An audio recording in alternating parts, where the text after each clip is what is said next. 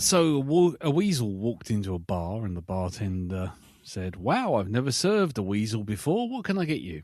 "Pop," goes the weasel. I got a reversible jacket.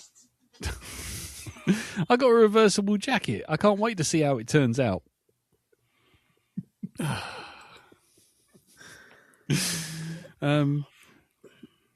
The police are looking for a man who steals the wheels off their car. Apparently, they're working tirelessly to catch him. You know I'm judging you down this microphone, don't you? I'm Yep. staring at you, judging you down this microphone. Yeah. And I was in the shops the other day, and I was buying some bread, and I said, "Is this gluten free?" And he said, "No, it costs money."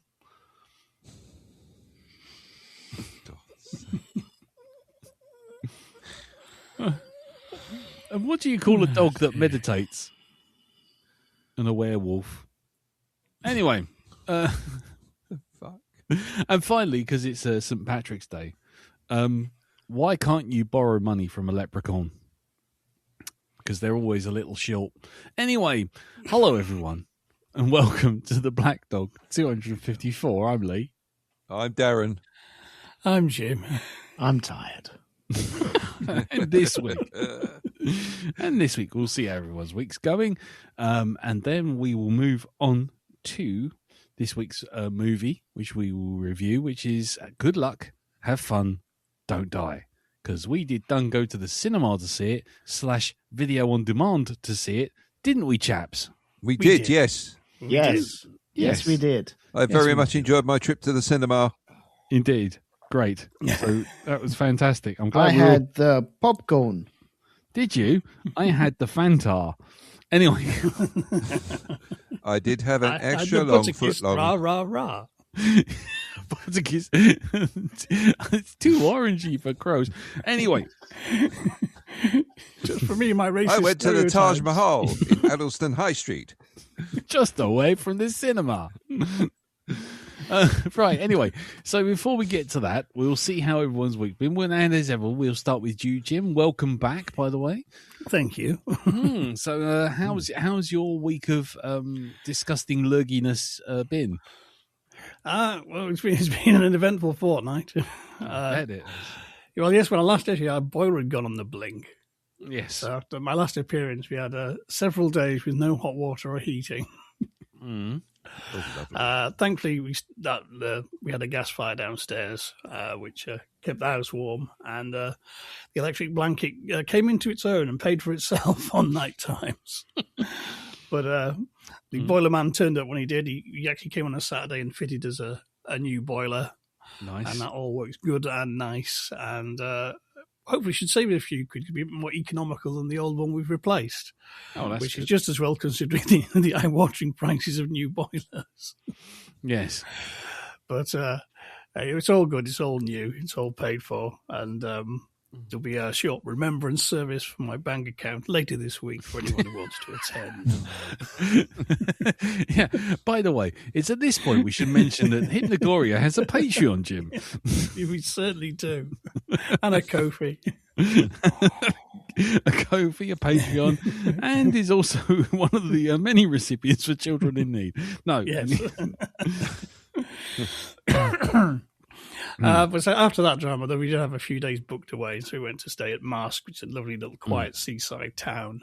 Nice. And we had actually a good run of little weather while we were away. We were staying at a lovely little Airbnb place, which was all very well appointed, a nice big telly and a nice cooker, and just literally 5 minutes away from the high street, but sort of hidden away among little sort of seafront sort of cottages. So it was like really absolutely pin drop quiet. And it was that was a lovely few days away. We had some lovely food.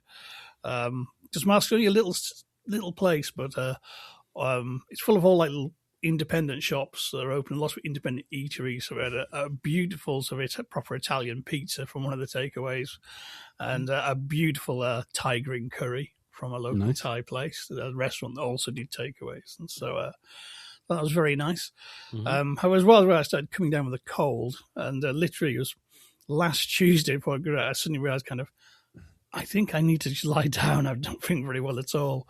Mm. And literally had some sort of horrible virus, which having lung cancer and no immune system thanks to too much radiation, it really knocked me for 6. It was horrible. Oh. It was kind of, you have like the normal sort of cough, sore throat, headache, aches, shit like that. But it was every time I stood up, you got really breathless and really sort of dizzy. And it was absolutely awful. I rang my doctor, and one of the advantages of having cancer is my doctor rang me back rather than having an appointment. Wow. Okay. Yes, my lovely doctor. So she rang up for a chat and prescribed me some antibiotics. So I got them.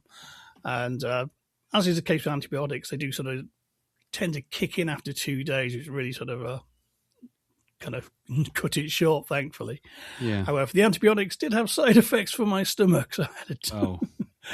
Unfortunately as well. So that wasn't great either, but it was kind of worth it to get rid of the, absolutely horrible flu. One of the worst I've had. And I've had a few bad ones, but this was really, really, really unpleasant.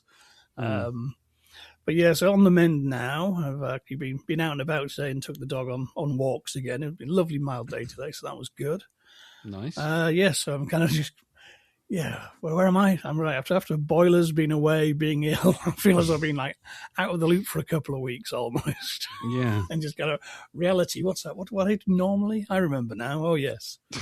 I do work, but not just yet. Yeah. Hence today I found on Steam, who are having a sale, I could get the original Dungeon Keeper gold for $2.50. Oh my God. So I had a hugely constructive day slapping imps and ruining landscapes.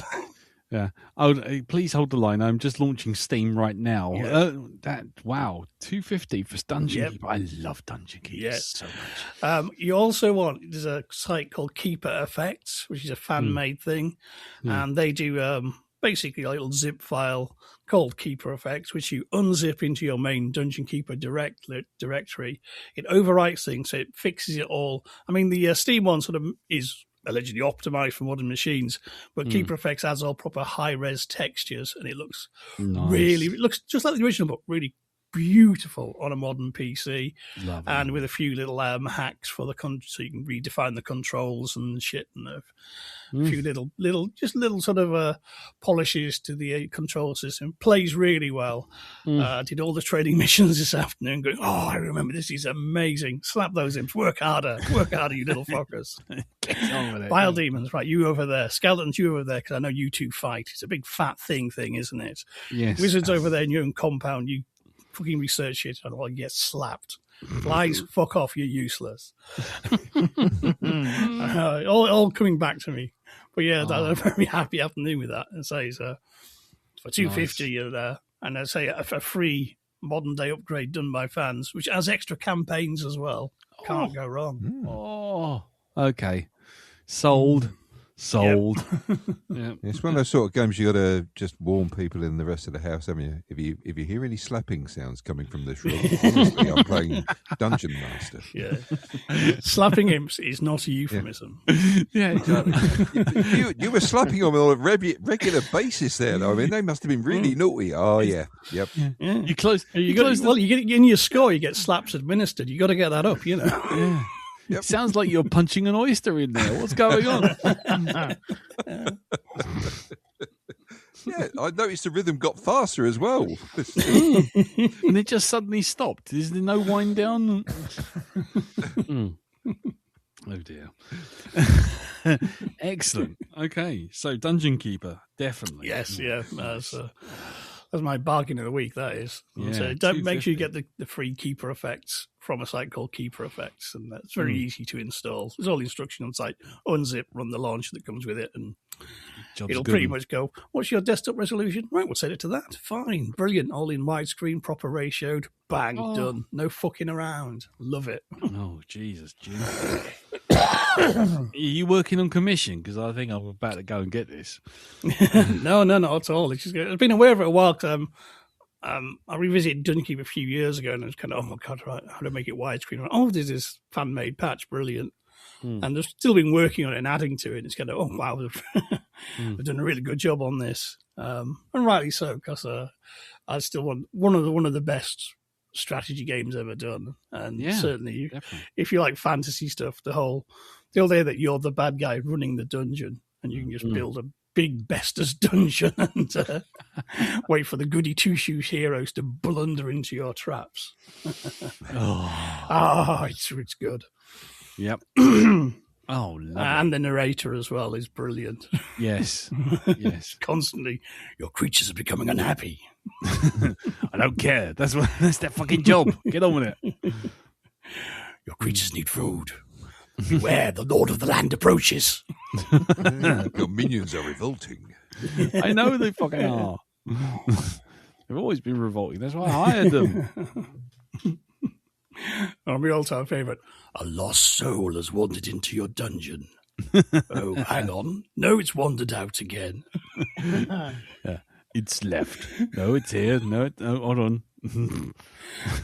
He's gone into the room and he doesn't know why he's gone into the room. Yeah.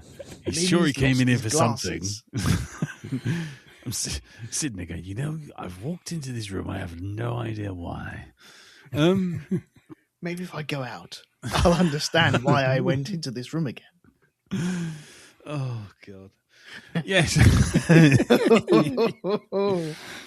Right. Anything else, Jim? No, I'll leave that there, I think. Okie dokie. Oakley dokley. Well, then we move on to our man in the east. How are you doing, Elton? What's in going the on? East, yes. Yes. Yeah, In the good, far- thank you. I have watched 2 movies Oh, yeah. this time, and I just want to know if I'm on the same page as you guys with these. Uh-oh. Okay, yep, go for it. One was very, very, very good, Cool. and one was very, very, very poor. Okay. And they are Civil War Yeah. and 28 Years Later. Which one of the 28 years later? There's 2 now. No, the not the most recent, not the Boneyard, whatever it is. Not Bone Temple. Yeah, The other one. the first one that came out. Just called 28 years later. Yeah. Okay. So, do you want to give us the verdict? Which one was which? I flipping loved Civil War. I thought it was amazing. Yes. It is a good film. It's very very good cathartic. film. It's also quite disturbing. Yes, Is this a documentary I'm watching? You know, it can be. Yes, Yes. it's worrisome. Yeah, I because too we many did parallels, Warfare, man. Too many parallels. Yeah, because we did Warfare a little while ago. I thought, no, that's a movie I had on my list and forgot about, and I need to find it and watch it, and so I did. Yeah. And man alive, I loved that. I thought that was intense, isn't brilliant. Yeah, but in all, there's a little bits of humor in it as well, but There's some creepiness in there. There's Yeah. some so much anxiety in certain parts. Is it Mhm. Jesse Plemons? yep, Yeah, What in that kind of line in the what kind of trailer. American are you? Yeah. Exactly. Yep. It's just fucking hell. and it immediately throws you into that position of, okay, what one would I choose? I don't know. What do I say to this person? Do I stay alive or stay with my thoughts and feelings? Stay true to myself. Yes. Mm-hmm. Mm-hmm. But that was so good. Yeah. I'll go along with that. And how good that was how bad I thought 28 Years Later was. Interesting. Okay. Go on. I really didn't like it at all. Okay. I think out of all, how many are there? 4 or 5 now, aren't there? What, 28 years, 28 movies? Yeah, 28 movies. This is, there's the 28 years, 28 days later, there's 28 weeks later, and now this one, 28 Oh, that's years right. later, and then there's the Bone Temple, which is the one that came out in January. And there's another Which is one kind of the due. second half of the third one, Yeah. really. Ah, okay. Yeah. Which I was gonna, which is what I was gonna say. Well, I tell you what didn't you like about it first? I didn't like the style of it. I didn't like the characters. I didn't like the way it was shot. I just didn't like anything whatsoever about it. It all just jarred me. Okay. Really didn't like it. Hmm. Don't mind covering on here and ripping it to shreds. Well, I don't know we'd rip it to shreds, but yeah, there are problems with it. I'll go along with that. Yeah. I'm guessing you guys like it then. Well, let's go around the table. What did you think? Jim, have you seen it? Yeah, I sort of quite enjoyed it. I mean, it Mm. wasn't reinventing the wheel, but it's kind of, I like it more now I've seen Bone Temple, because the Bone Temple is the second half. Gotcha. Okay. Okay. Darren? Yeah, I liked it. That's it. It's, it wasn't the. I mean, for me, the first one will always be the standout for me. But this one, yeah, I liked it. I mean, yeah, it's not perfect, but it definitely had its charm in it, and it had Ray Fiennes, man. Yeah. It may not be like my tippy toppiest film, but Ray Fiennes, his character is my favourite character for any of these films. That's it, hands down. He is. Is that because of the second one though? No, I liked him in the first, and I liked him in that one. I liked the fact that his character, who is a doctor, even though he does what he does, he still maintains that sort of Hippocratic oath, and he continues. He hasn't gone, full on Mad Max and dropped the oath altogether. He's still, that's his drive as a character, and I just like him. I just think he's really good in it. Okay, He's That's really cool. good in anything, though, isn't he? Yeah.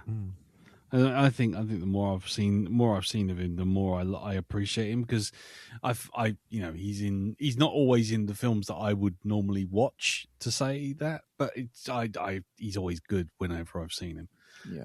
I mean, for me, the first 28 years later, was a movie of ideas, which I appreciated. A movie which was trying to say something about jingoism and Lost Empire and that whole thing of, the British sort of harking back to an age that never existed, and, the idea of legends and telling stories which don't necessarily back up what's really going on. The fact that people are conning themselves. It had a lot to say. But on the other hand, there was probably a better way to say it for me, and I'm kind of with you, Elton. I didn't hate it, but I probably wanted a bit more from it. Mm-hmm. And to back up Jim's point, watching the second one, Bone Temple, gives it a lot more context and actually improves the first one. Right. I think. Okay. I really do believe that.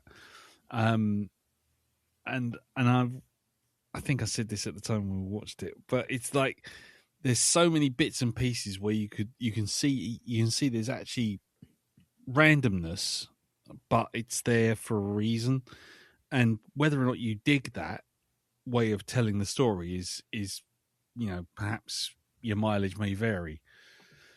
So, but as we'll probably explore in the next movie we review, sometimes throwing random shit at the screen only works if you've got an idea behind it. But I mean, yeah, I didn't hate it, but I didn't like it. But the second one redeemed it, because you suddenly come back with okay, now we haven't got an arty film director trying to throw everything into subtext. We got a solid director in Mia DaCosta going, no, this is what it's about, and this is it. Here it is.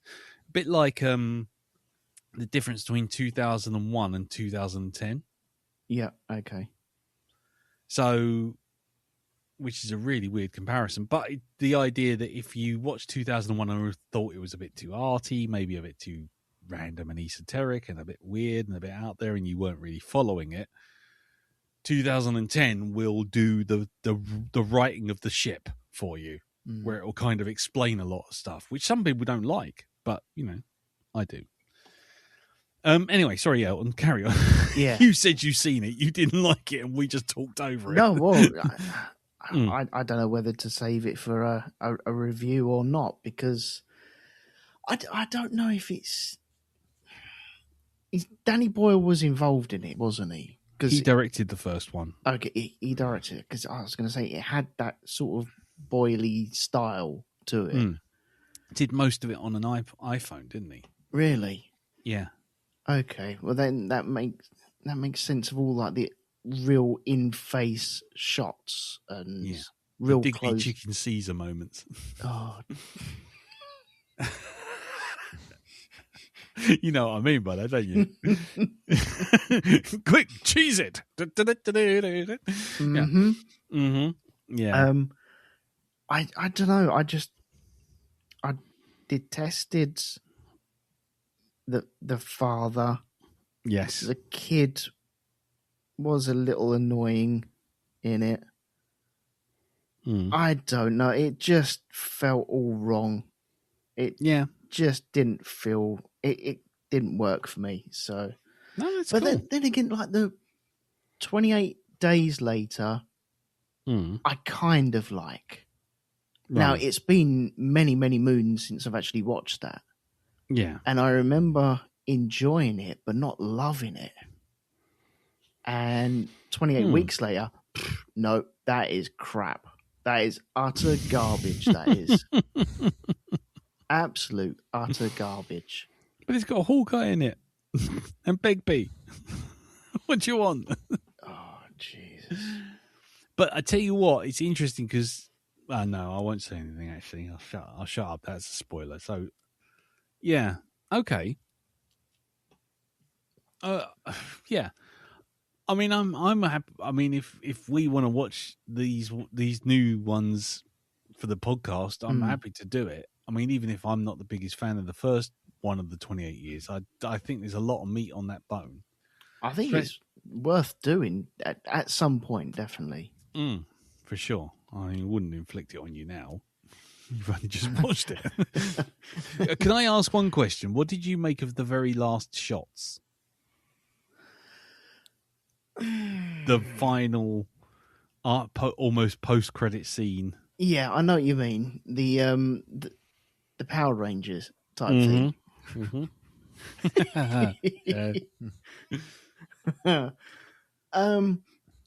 By that time, I couldn't care. I really didn't give a shit. I was like, yeah, you might as well have had Rod Hull come on as well. Okay. That's cool. It would have made just as much sense. It's interesting, though, because what they didn't fess up to, this is a film in two parts. Because part two picks up exactly from that. Yes. It is a cliffhanger. I don't know who's doing their marketing, but why they didn't make that fucking clear, yes, I don't know. If people got in understanding that this was part one, but this is going to 28 years later, part one, and then there's another one, part two, the Bone Temple coming next year, it would have made a big difference to how people viewed this movie. And I think very much if you watch them together, the kind of a lot of things in the first one will make sense because it's structured as a first half of a story. Yeah. Well, I think in all the relevant material before both these movies came out, they did mention it a number of times that they were doing a couple of movies. I think they wanted to make a trilogy. Yeah, they were making a trilogy, and the sequel was being made back to back with the first one because that needed to conclude a part of the story. The third one is going to go ahead only based on the performance of the previous two. And as soon as the second one didn't make an awful lot of money, I suspect it may not ever happen, but we'll see. But yeah, because the second one kind of ends almost on a cliffhanger to a certain degree.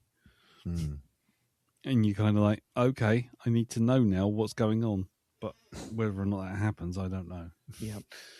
Yeah, but yeah, well, I'd be really interested to talk about it with you, Elton, because I think, like I say, there's a lot of stuff that you can pull perspective from on that film. But whether or not you go with it is, obviously personal opinion. But oh well, maybe we'll return to this one. Okay. It'd be interesting to do them as a double bill and treat them as a single film. Yeah, sure. Because it is kind of like I want to sort of watch them sort of back to back now, having seen the second one, which I fucking adored. Yeah, me too. Yeah, for so many reasons. But you couldn't just watch the Bone Temple on its own, though. No, I mean, they said, I know there was talk, we want to do 3, but it isn't kind of like one, another one, and another one that make a trilogy. This is kind of the first 2 are 2 halves of a story, and you can't. Yeah, you can't go into the second one without having seen the first one, and vice versa. Yeah, exactly. It's a very odd thing. But I say I would be really intrigued to watch them sort of back to back as one like mega movie. Yeah, if nothing else for the banging soundtrack. Absolutely. But anyway, we'll come to that another time. Cool. Elton, carry on. How's the rest of your week, mate? Well, no, that's really about it, I'm afraid. Oh, right. Okay. The rest of it is just me sitting in a van driving, which is always fun. I like driving in my van. No, nobody likes driving, especially with that bloody Dartford Bridge and tunnel. God's sake. God. See, now I'm moaning about it. I don't want to do that. So no. Okay, that's cool. Totally get it. Yeah. Okay. Well. Yeah. So okay. Well, we'll come back to 28 years later. I think because I think there's a discussion to be had. Good. Cool. Excellent. Right. Okay. Well, then we move on to you, Mr. B. How's your week been, sir? Well, it's been all right. Yeah, it's been fairly quiet. I haven't really done much, but I did watched and I did play some stuff. Okay. This week. So the first thing, let's see. I'll get the retro gaming out of the way. I sometimes take a trip into the abandonware sites just to see what it is I can get for free. And hopefully, wonderfully, this week I've come across a game that I used to love playing, and I've now managed to get it up and running on my laptop. And that's Simpsons Hit and Run, which is basically GTA for the Simpsons. Oh my God. And it's fucking brilliant. Everything Art Theft Auto, as we used to call it. Exactly. It's great, even down to the little kind of like scripted bits that the characters come out with at like random and stuff like that. Just really good. That was the Simpsons crazy, basically the Simpsons Crazy Taxi, wasn't it? Really? No, it's more. Well, it's more GTA than it is GTA. Yeah, it's the Simpsons version of GTA because you've got the various little missions and stuff like you can go on, but you've got other bits around that you can take part in, and there's coins to get off of various buildings and these like wasps with cameras fitted in the front of them that you got to try and take out as well. But you do get to play about 3 or 4 different characters. But it works really good on a controller as well. Nice. So I've really enjoyed myself playing that. So big thumbs up to Abandonware. Woohoo! If anybody's interested, is there a particular site that you go to? Yeah, abandonware.com. Oh, it's actually called abandonware.com. Yeah, this is, let's see. Yeah, abandonware. Abandonware.com. There's loads of different formats on there. I've got Deuteros off of there as well, for the Amiga. Deuteros. There's tons and tons of games on there for free. Holy shit. So I think it's abandonware.com. Yeah, I'm looking at it now. Hold on, abandonware.com. Are you sure? Because there seems to be a lot of faith in God and what the hell is that? what on right, earth is that? Oh, no, this is all about revelations. This is some religious mad person's. No. That's not the. No. Hold on. My abandonware. My abandonware. Sorry, my apologies. So get on there and have a look. There are thousands and thousands. What was it? More than 30,000 old games download for free. It's all above board and legal. And if you can get the right emulators to play them, then they're no problem. You can just go ahead and just play any of these games. And there's everything from the Spectrum, the Commodore 64, right up to old PC classics on there as well. Sorry, you've done me now because I've gone into the highlight of retro gaming, 1985 to 1986. My God. Commodore 64, Amiga, everything. It's all in there. Atari ST, you name it. It's 1942. Well, I don't think they go back that far, Lee. Maybe the game, you fool. It's not even that ball back then, mate. I think it's just like you just click dots on the screen with a stick. God. Back then. It's light bulbs. There we go. Oh my God, there's the old reviews from 1942 as well. Yes. I tried tapping out zeros and ones onto a piece of tin foil. I was getting nowhere. I think this technology is well beyond my specifications. Come back in 60 years. I was playing Grand Theft Auto Winchester, and Mama didn't raise no fool. I go out with a tool. Yes, all tooled up. Oh my God, Zombie, the original. Oh my God, I can't believe you don't know about this site. This has been going for fucking years. This has. Yeah, this is a good one for you, Jim, because Zombie was based on Dawn of the Dead. It was actually the original sort of wandering around between buildings and oh my God.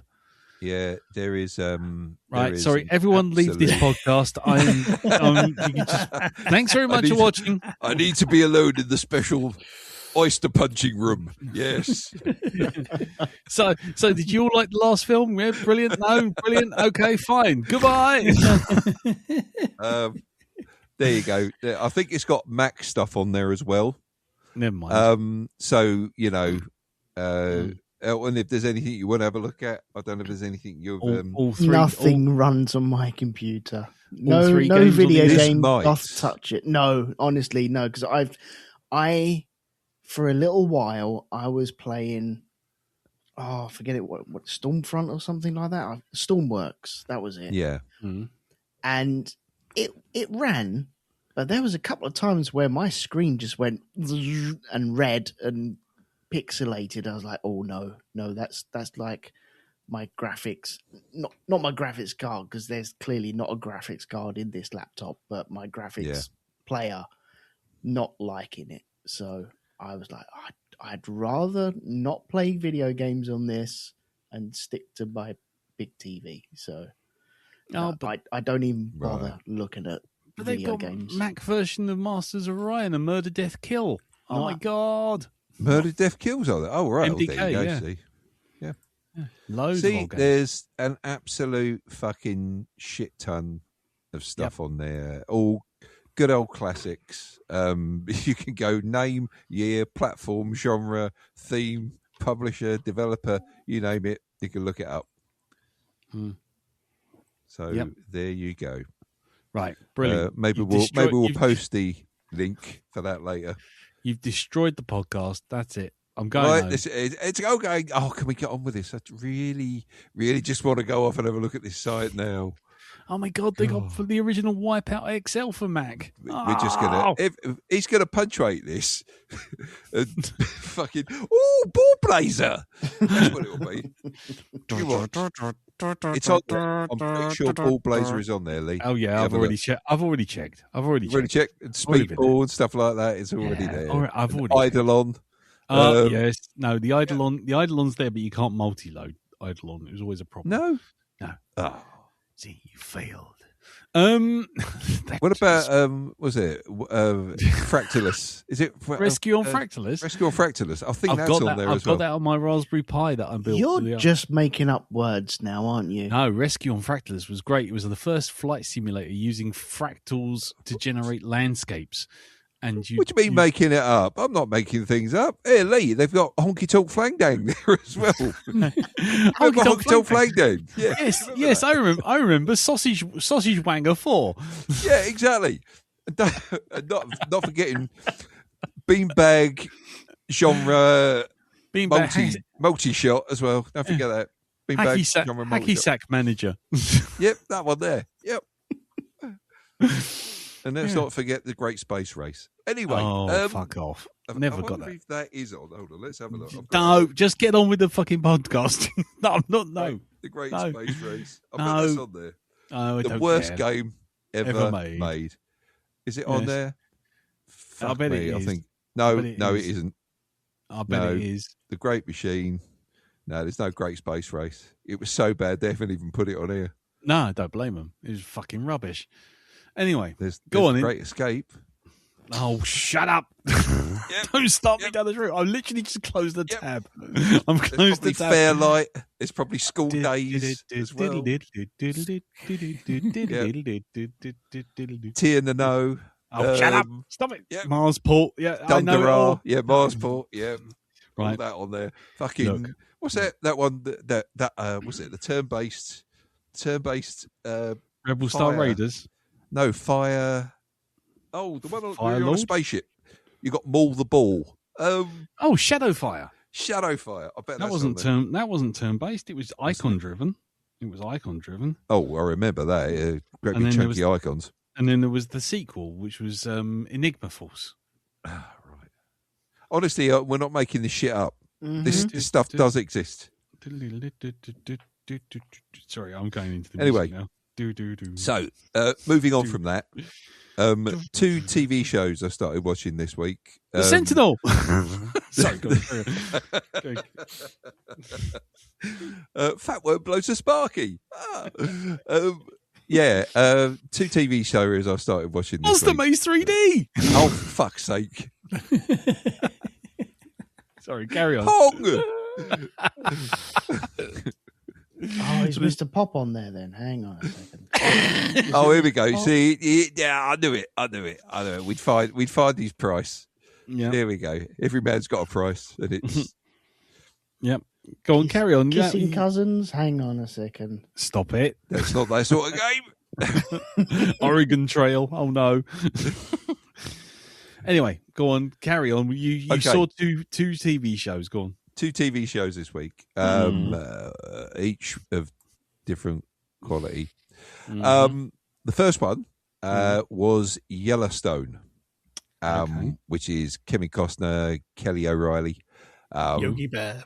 Yeah, all about a family that run a ranch, a massive ranch near Yellowstone, and that's got a lot of, there are people that don't like Kevin Costner's character and are always out to try and sort of get one up on him.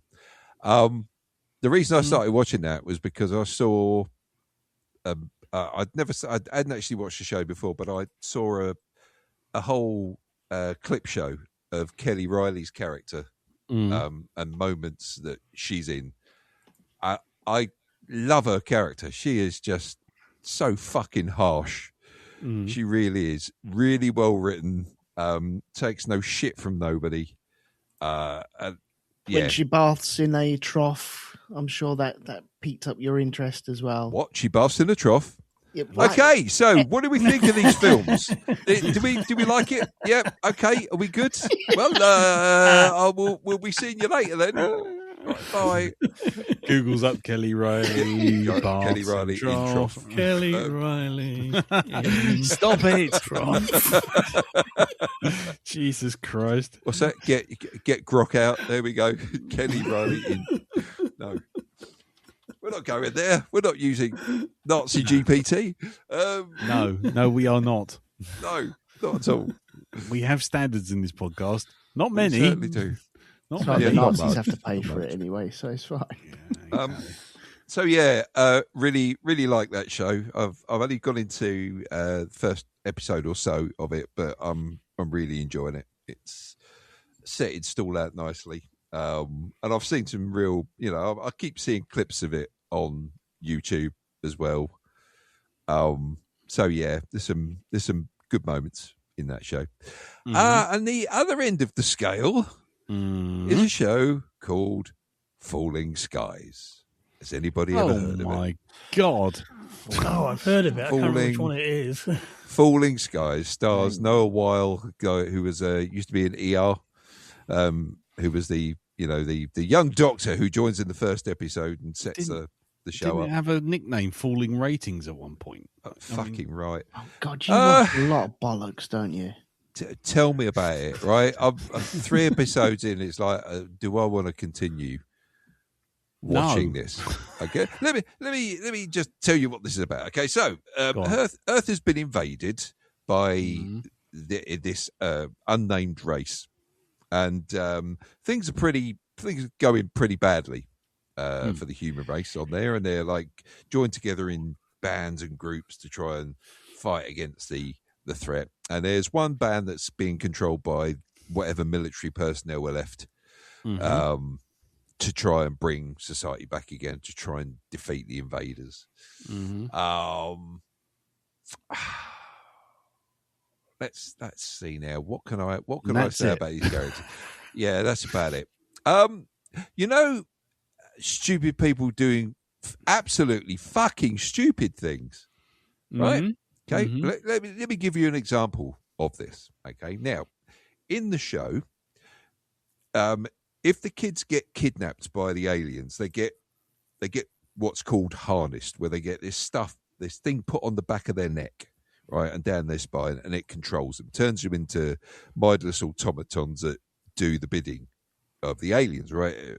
Right. And the main character is looking for his son. He knows his son's been captured, and he knows he's out there somewhere.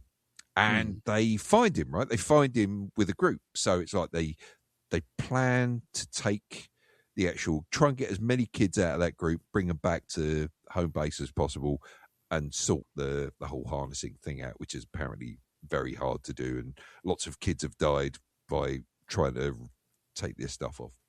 Right. So he gets together his band of individuals.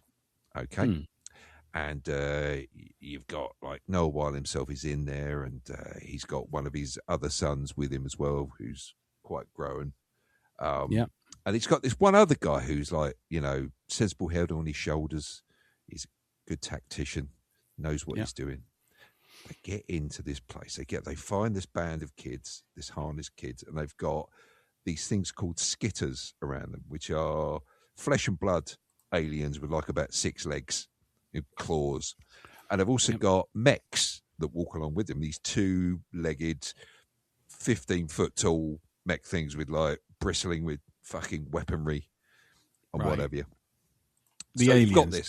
Do. Yeah, these are the aliens, right? Okay, so this is what they're up against. They're up against these things called skitters, and these other things called these mechs that work in conjunction with the skitters. All right, so so they find the kids, and they're looking out for his son to try and get hold of him. And one of the other guys sees his son, right? The sensible one sees his son in there, right? So we've got this heated situation where, death can come at them from any time, right? Do they, stealthily go in there, take the son, and possibly a few others, and get the fuck out of Dodge? Or does the sensible character, the one, like great with tactics, suddenly stand up and go, Billy, it's Daddy, hello? What do you think they do?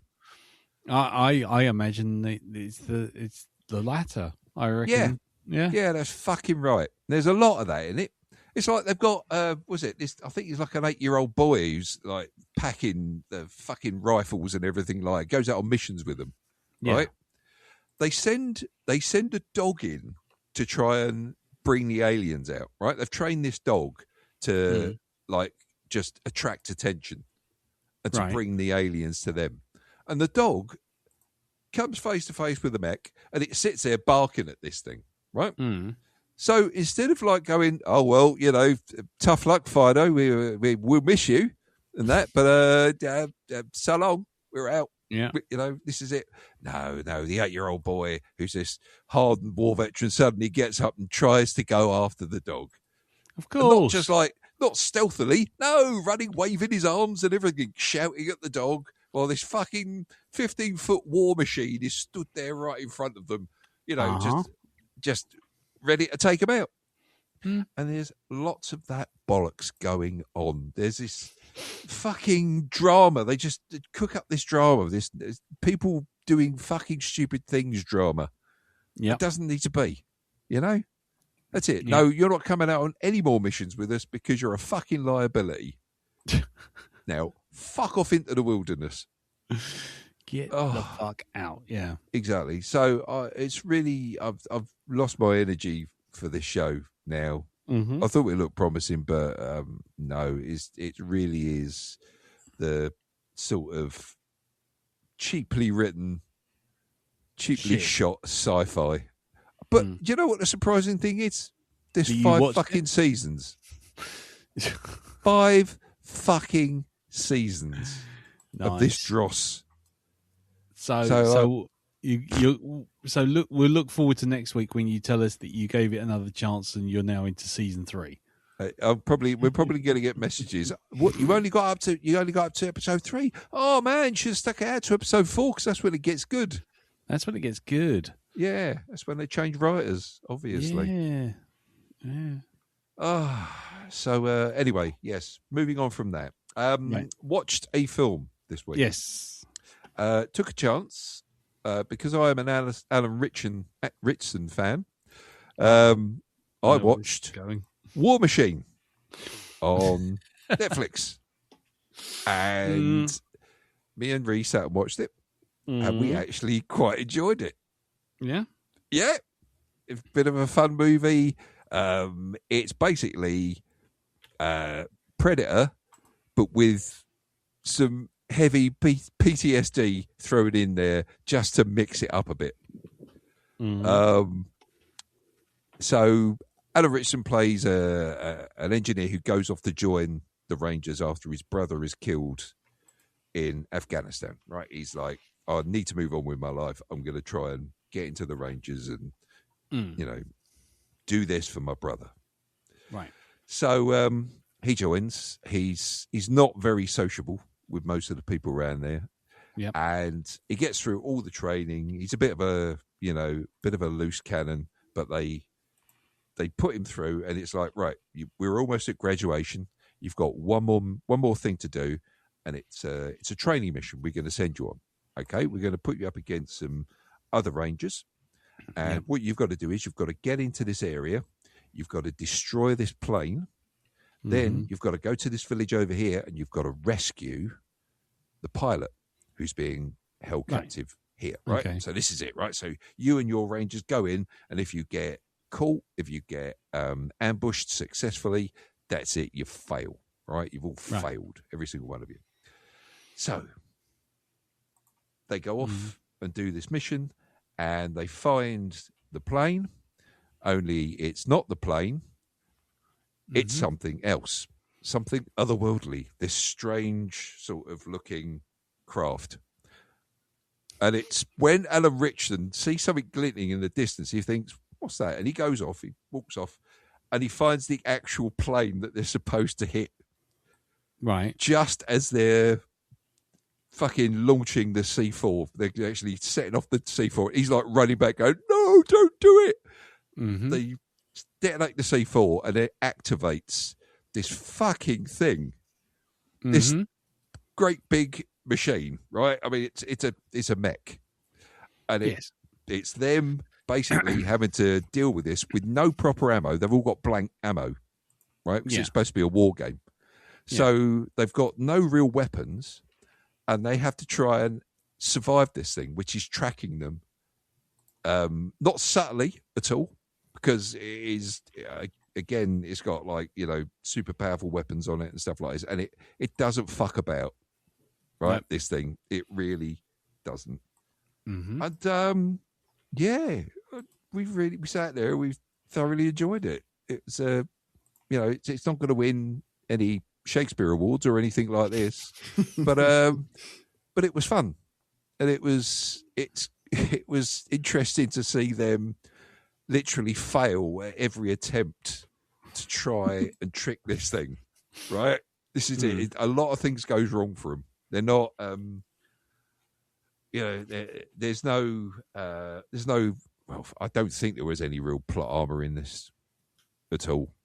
Hello, Mr. Robot. I have a nice juicy banana for you. Come into this trap. Yeah, but it's like, well, why won't this thing die? Right. So yeah, War Machine. It's on Netflix. I can thoroughly recommend it if you're looking for something to watch one night. You want a bit of fun. This.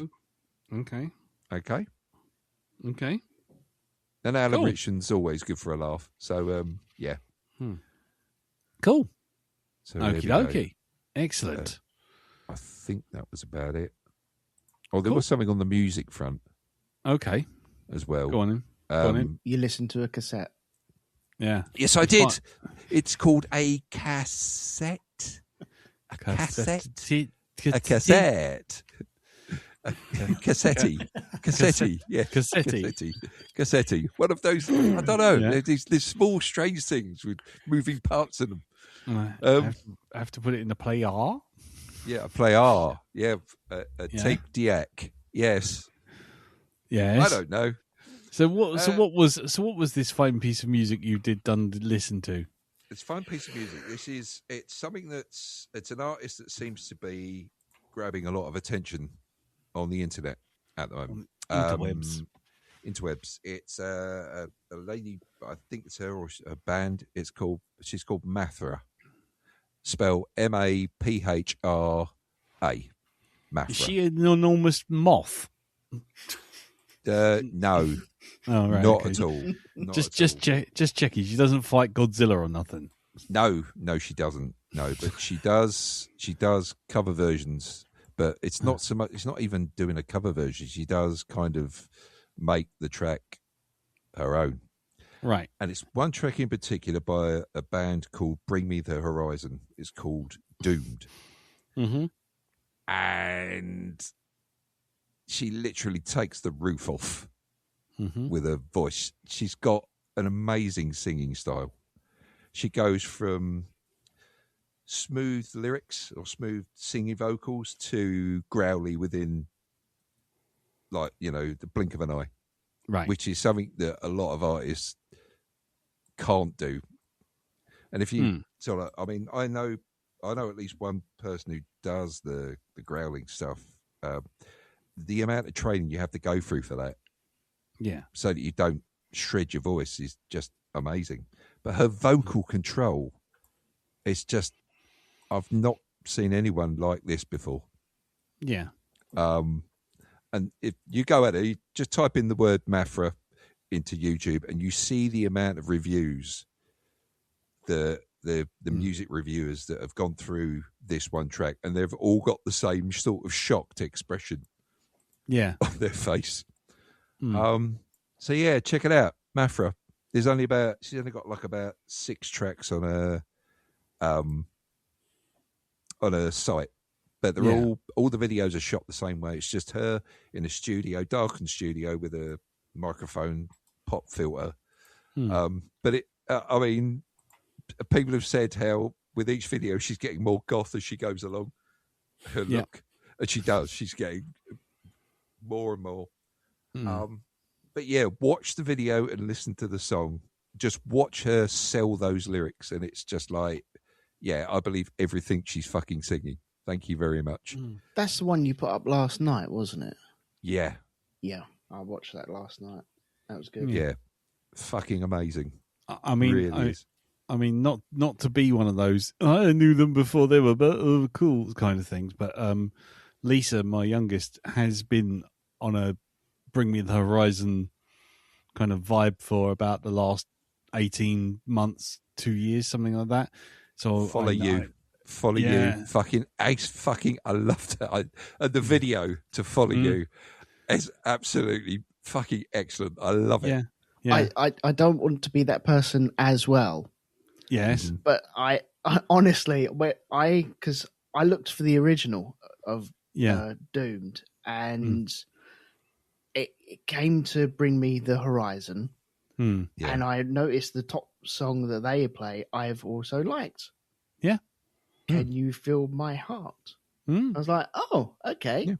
And I listened to that. I was like, oh, okay, yeah, right, okay. Yeah, I feel like for the first time in about sort of like nearly 50 years, I'm actually ahead of the curve with some musical thing. We're relevant again. Well, no. Oh, okay. My daughter's relevant. She made me aware of this stuff. I have no input in this shit. I just go, oh, that sounds rather funky. What's this? And she goes, oh, Dad, just Bring Me Horizon. She's like, oh, what's this? It's got a good beat.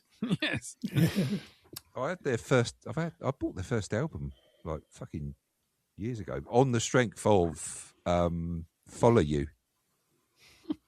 That one track. You couldn't let me have anything, can you? You can't let me have a single fucking thing. No. Did you say that, Lisa? Because I've not seen any live performances by Mafra, as in on stage. Is it Bring Me the Horizon she's seen, or was it Mafra? Bring Me the Horizon, not Mafra. Right. I was going to say, because if she does live stuff, because I've really got to see this woman live. No. Bring Me the Horizon. She saw him live at, oh God, where was it now? I think it was the one time I had to go to, oh God, I think it was the O2. It was one of the ones where I drove her to the O2, and then because she and Katie do this thing where they both want to go to see more live music. So whenever one of them goes to see live music, they buy a ticket for the other. So they kind of have this kind of 1 minute they're going to see Bring Me the Horizon and 21 Pilots, and the next minute they're going to see Biffy Clyro and fucking Taylor Swift. Biffy fucking Clyro. It's quite the hodgepodge. It's quite the Sultanas. Yeah, exactly. It's quite the Terry hodgepodge. and the Dildos. All these up and coming bands. Yeah, Mahogany Wart. Mahogany Wart. Yeah. Chimney Factory. Yeah, exactly. So it's quite the eclectic mix that kind of 1 minute like Lisa's kind of like all gothed up and sort of walking around in black and more metal than set off an airport detector from a mile away, and then next thing you know they're going along in pink fluffy nonsense to go and see the latest pop sensation because Katie got the choice. Well actually, for her 18th birthday, I'm taking Maria to her first concert at Wembley Stadium. I'm like, fucking hell, you've not seen, I said, come along to this. I said, it's going to be quite an experience. Mm-hmm. And you're going to Barry Manilow, is it? Actually, no, it's not. Would you like to know who it is we came to see? She chose this. Are you going to see Harry Styles? No, fuck off. No, I'm actually going to see My Chemical Romance. Oh, Lisa's going to that. Is she? What, Wembley? Oh, right. Is she going on the Wednesday show? She's going to the Wednesday and the Friday. Fucking hell. Yeah, we're going to the Wednesday one. Unfortunately, we're right up in the thing. But to tell you the truth, it's Wembley Stadium, so I think it's possibly one of the best places to be if you want to like experience, see the entire. Yeah, no, Lisa's down moshing right down the front. Yeah, so, I'll expect to be in A&E by the end of like Wednesday night. But anyway, but there you go. Are you going along to that one? Oh God, no, dear God, no. She's going with her mates. She's going with her mates, and then she's going the second time on her own. But she's bought an extra ticket, so she's got a bit of space around her. She's just done right. Like, okay, fine. Whatever. You do you, love. Have fun. I wonder if she'll get into the golden circle at the actual front of the stage. You remember us running for that, to get in that when they opened the doors. Was that who was that for though? Was that Prince? Tina Turner. Yeah, Oh, it was God. Prince as well. Yeah, Yeah. there you go. Yeah, this is the difference, isn't it? There's My Chemical Romance and Bring Me the Horizon, and then there's us going, "Oh, Tina Turner, quickly to the front!" We got to see this 70-year-old woman prancing around. Hey! I did actually manage to. Was it about 5 or 6 years ago? Managed to get to when we went to see the Foo Fighters at the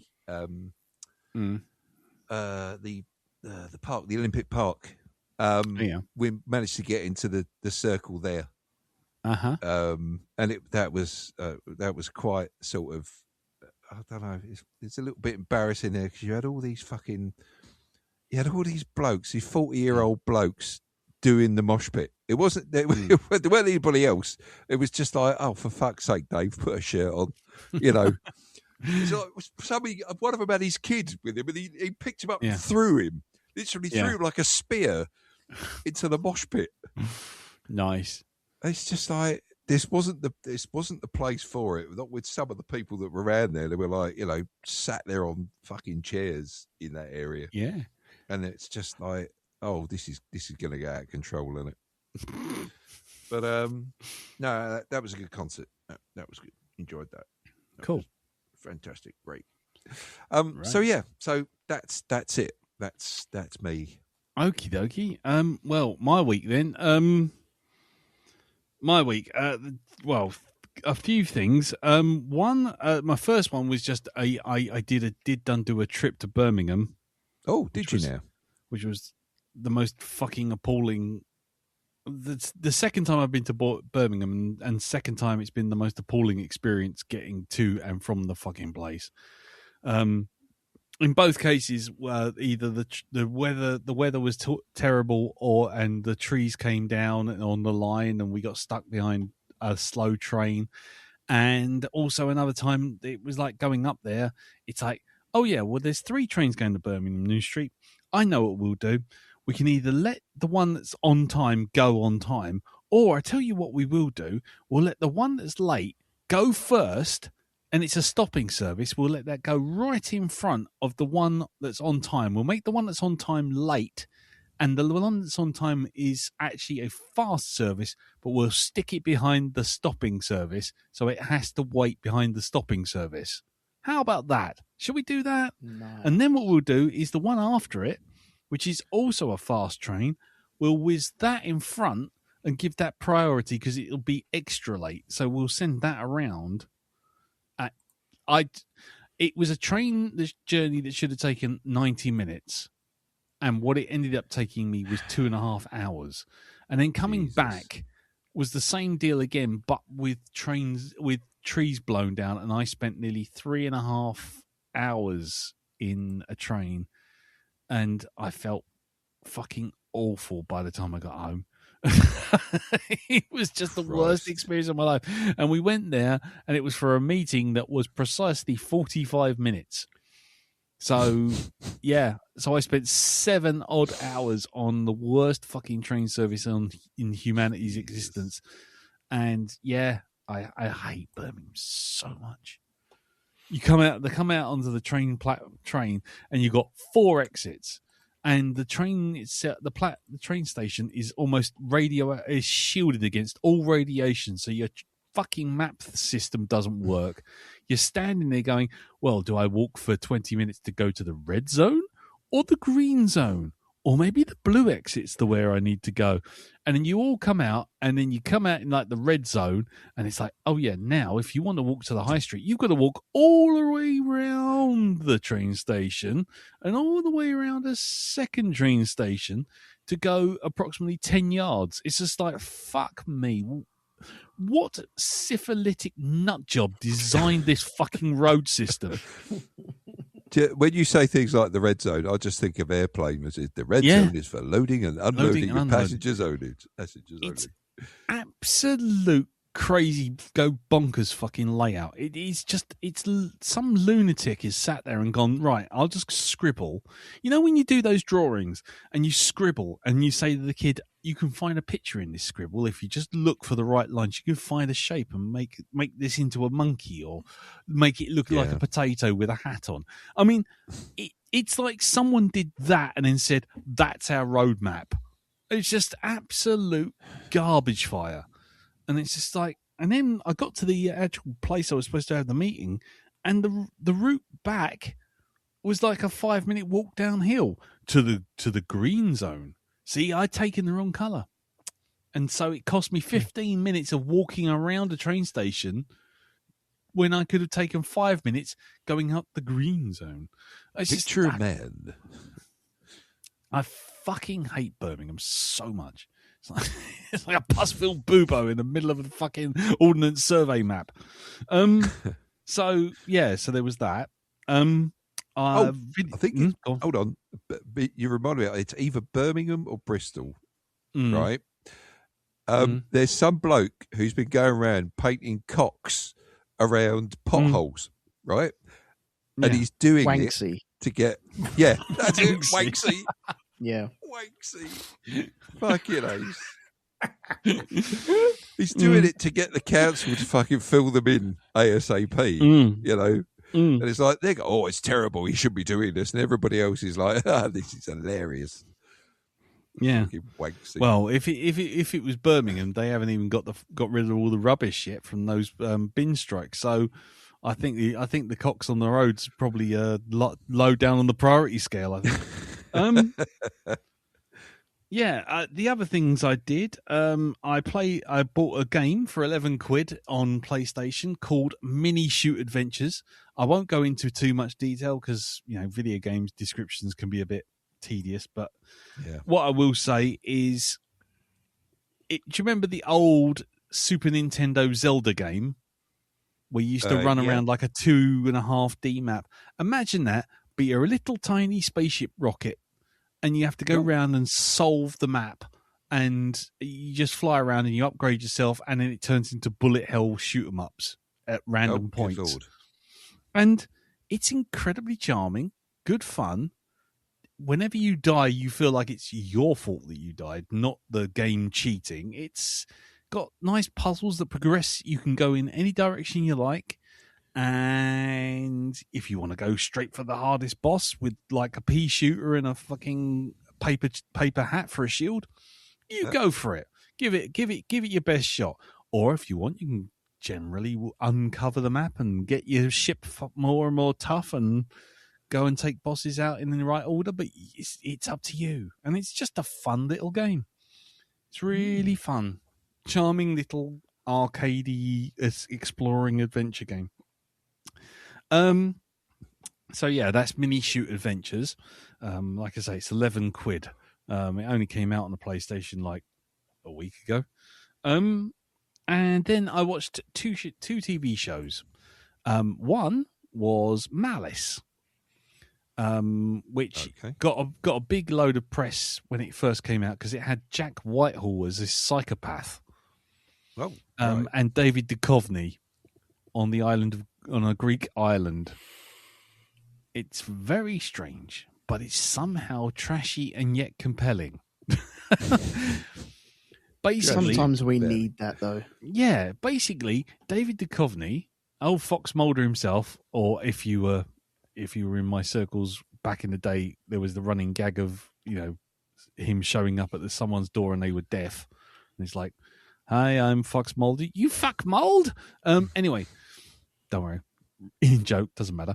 And so you got him. He's like some venture capitalist. He's a real shitbag. And he's built this fantastic house with his model wife and unappreciative kids on this Greek island. Everyone hates him on the island because he's built this great big edifice on this island. And into this comes their freeloading friends who are looking for a holiday, and they bring their quote unquote Manny, who looks after their kid, played by Jack Whitehall. And Jack Whitehall, you think, oh, it's him, the silly guy who always brings his dad to things and, you know, does embarrassing comedy skits. He's a fucking nut job in this. He is proper psycho crazy go nuts. And it's in a really trashy, drama way, it's really quite good about basically he's, for reasons we don't quite know yet, because we've only done 4 episodes, but for reasons we don't know yet, he's determined to slowly dismantle, inveigle himself into David Duchovny's life and dismantle his life, but by being ultimately super charming to his wife and super charming to his friends, and all the kids like him, and he's yet somehow whenever someone gets in his way, they either fall sick or decide never to come back, or they're going to work somewhere else, or in one case someone mysteriously gets hit over the head with a brick in a dark alley and they don't understand why. Cats go missing, all this kind of stuff. Yeah. And it's just like, oh God. And it's really strange because on the one hand, he's a nut job. He's an absolute crazy go loony nuts bloke.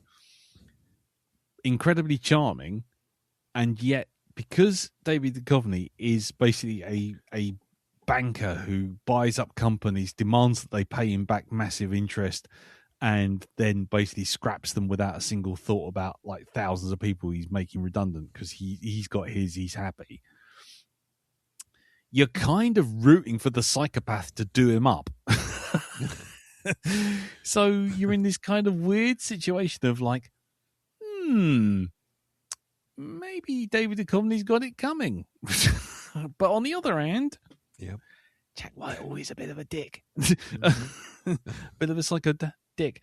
It's on Amazon. It's well worth a look if you're in the mood for that kind of trashy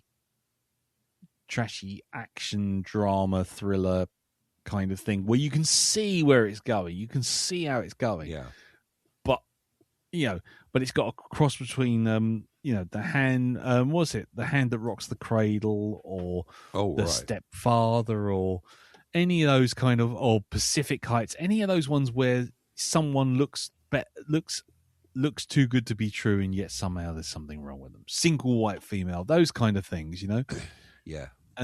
And they inveigle themselves into the family, and everyone thinks they're lovely except one guy who, thinks. So the guest, basically, with Steely guest. Dan Stevens. Yeah. Oh, Steely Dan Stevens. Oh, be still my beating heart. So there was that. So I watched that, and that's quite good. I had to stop watching it because me and Carol were watching it together, and she went off on a holiday to Istanbul thing. And then the other thing I've been watching on my own is Scrubs, the reboot. Oh, okay. Did anyone watch Scrubs when it was first out?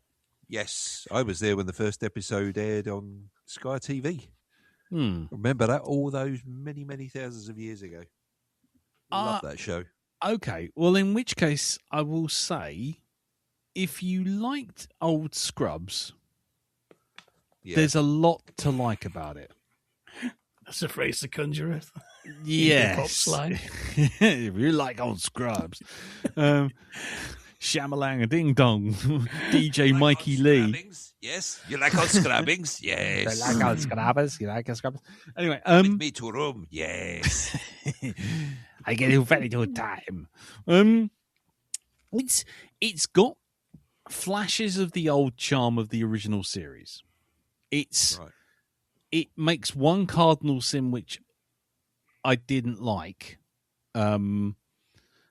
Basically, we jump forward 20 years or whatever it is, and JD, played by Zach Braff, has basically left Sacred Heart, gone off, and he's doing medicine for rich old folk living in a sort of retirement home. So he's just bored out of his mind. So he comes back to visit the hospital just as Dr. Cox, who was the biggest draw in the first series, is deciding that he's had enough. He can't deal with touchy-feely doctors who have to take mental health breaks, and he can't deal with them if you can't shout at them, and he has all these problems. So he's basically putting himself out to pasture, and he's gone. So it's down to JD, Zach Braff's character, to come in and take that role over. So he's finally in charge. But that puts him up against his mate, Turk, and against his old girlfriend, whose name I can never I can't remember her name. They always refer to her as Bambi. And and she's still in there. So you've got a whole new bunch of interns. And some of the interns are cool, some of them are not so much.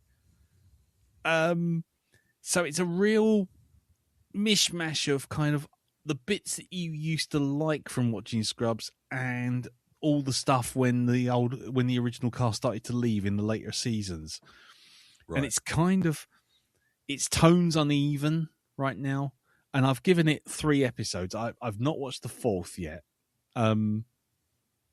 It has moments which do make me laugh, that I seriously burst out laughing. And then there's other bits which are just so saccharine and mawkish that I just like go, oh God, no, not this bit of Scrubs. I don't want this again.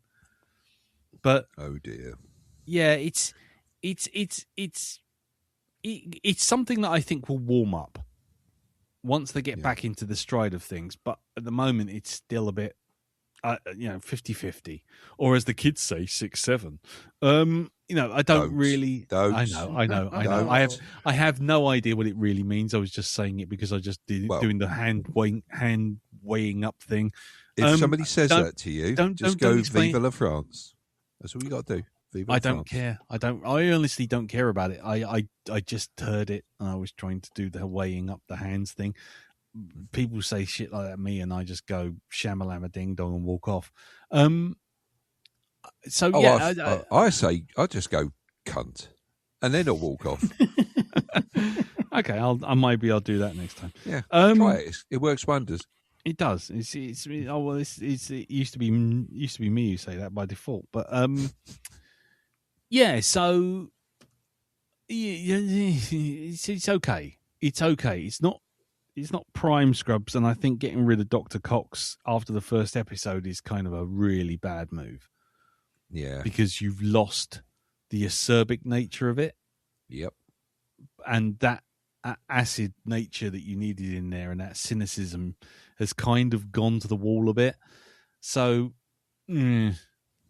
I'd give it a couple of episodes if you want to try it out, but I wouldn't be surprised if people just said not for me, or its best days are behind it. But I do think it's got potential to come back strong. But it's but it's there's certain characters that are missing, and it's lost a certain flavor. Like the janitor's not there. The guy who was the lawyer, no janitor. No janitor. The lawyer who's constantly in a state of nervous breakdown because he's constantly worried that the hospital's going to get sued isn't there. Obviously, Kelso's not there, the chief medicine intern, because he retired midway through the original run. So there's a lot of the bite has gone.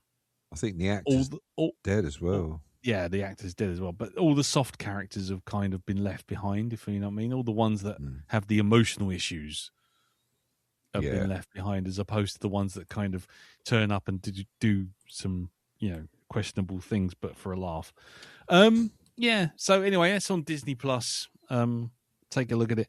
But don't sign up for Disney Plus because, frankly, they've just told me they're bumping up their yearly subscription, and it's gone from £77 a year to, and I'm not even joking on this one because I've got a second screen account as well. It's gone up to £125 a year. Fuck that noise. Jesus. Seriously. Fuck off. Yep. Exactly. Now I was like, I'm not having that, and then I was going to bail out, and then basically I've been told that certain people need to be seeing certain things, but I've told them that once this subscription runs out, that's it. I'm not renewing it because I've watched 3 things on Disney Plus in the last 18 months. One was Alien Earth, one is Scrubs, Jesus, and the other one was man. Alien Earth, Scrubs, and Paradise. I mean, it's not exactly been what I call. Oh no, and Daredevil. That was the other one. Oh, Wonder Man as well. 5. So there's 5 things in 18 months. It's not what I'd call a bumper crop. No. No. So there you go. And I'm certainly not watching any Star Wars shit on it. So stick your potential Mandalorian and Grogu thing right up your fucking exhaust port. Anyway, right, we'll leave it there. Fucking hell, it's 20 to fucking 11. Looked at the time. Jesus H. Christ. Is it? Yeah. Oh, God, this is going to be a quick review. Right, okay, let's move on to good luck, have fun, don't die. Roll the jingle.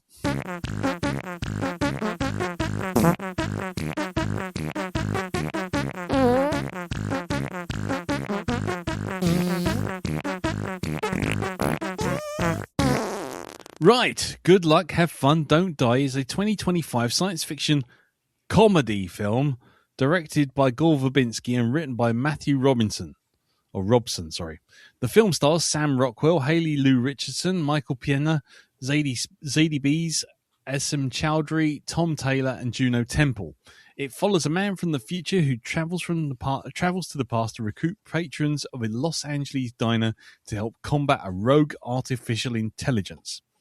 Good Luck, Have Fun, Don't Die premiered in 2025 and was Fantastic Fest and was released in the States on February the 13th, 2026. The film has, I'm not going to tell you about the reviews, but how much did it gross from a $20 million budget? Darren? I'd say 14,000 kittens. Oh, nice. Nice. Okay. Jim? 6 million stolen fries. Nice. Elton? 1 pig mask and a car with a handbrake that has been left off. What have you done with Carl? Don't say his name. You can't say his name. Actually, no. It won whatever you like. It actually is a reality that is designed for you and keeping you happy. That's what we are. It's a beautiful sunrise. Look at the sunrise. Look over Thanks there. for your service. Thanks for you your service. Yeah. Oh, Chips. nice. Yeah. Yeah. Anyway, so no, actually, it only made $9 million from a $20 million budget, so it is a flop. Oh dear. Right. So let's do this. I picked it. So we'll go around the table and I'll go last. Let's start. None of us have seen this before, have we? No. No. No. Okay, fair enough. Okay, so we'll start. I'll tell you what. We'll start with you, Jim. Round table, no spoilers. What did you think of it? I mostly enjoyed it. However, I felt it's probably half a Barnard too long and didn't stick the landing. Nice. Okie dokie. Try and keep it as spoiler free as possible. Yeah. Okie dokie. What about you, Elton? I really enjoyed this. Mm-hmm. I liked it from start to finish, but I think there was a better story embedded in the actual film itself, which they should have just gone with anyway. Mm-hmm. Okie dokie. Darren, what about you? Yeah, I really enjoyed this as well. I didn't really have a problem with it. I just went with the craziness. Yeah. Okay. Yeah. Yeah. All right then. I fucking hated it. Kill surprise. I found it derivative and not as crazy as it thinks it is, and certainly not as clever as it likes you to think it is. But we'll get into that because I can't say anything without spoilers. But yeah, it seemed like on paper there was a whole bunch of ideas, and each idea was good on its own. And then they said, well, let's just stitch them all together because that'll be fun. And no, it's not. It wasn't. I found myself sighing and rolling my eyes after about 20 minutes, and then by the end I was just like, oh, come on. So yeah. Good luck, have fun, fuck off. Was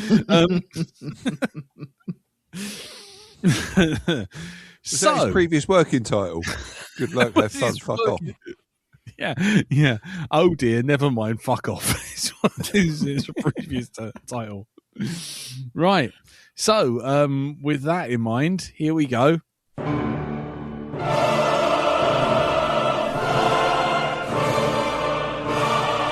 Spoilers! I'm never going to turn the volume down on that.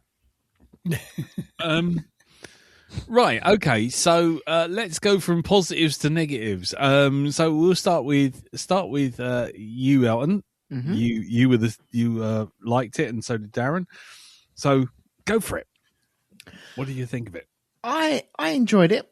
I thought it was interesting all the way through. I treated it as short stories, or as like a couple of episodes of Black Mirror all thrown into one.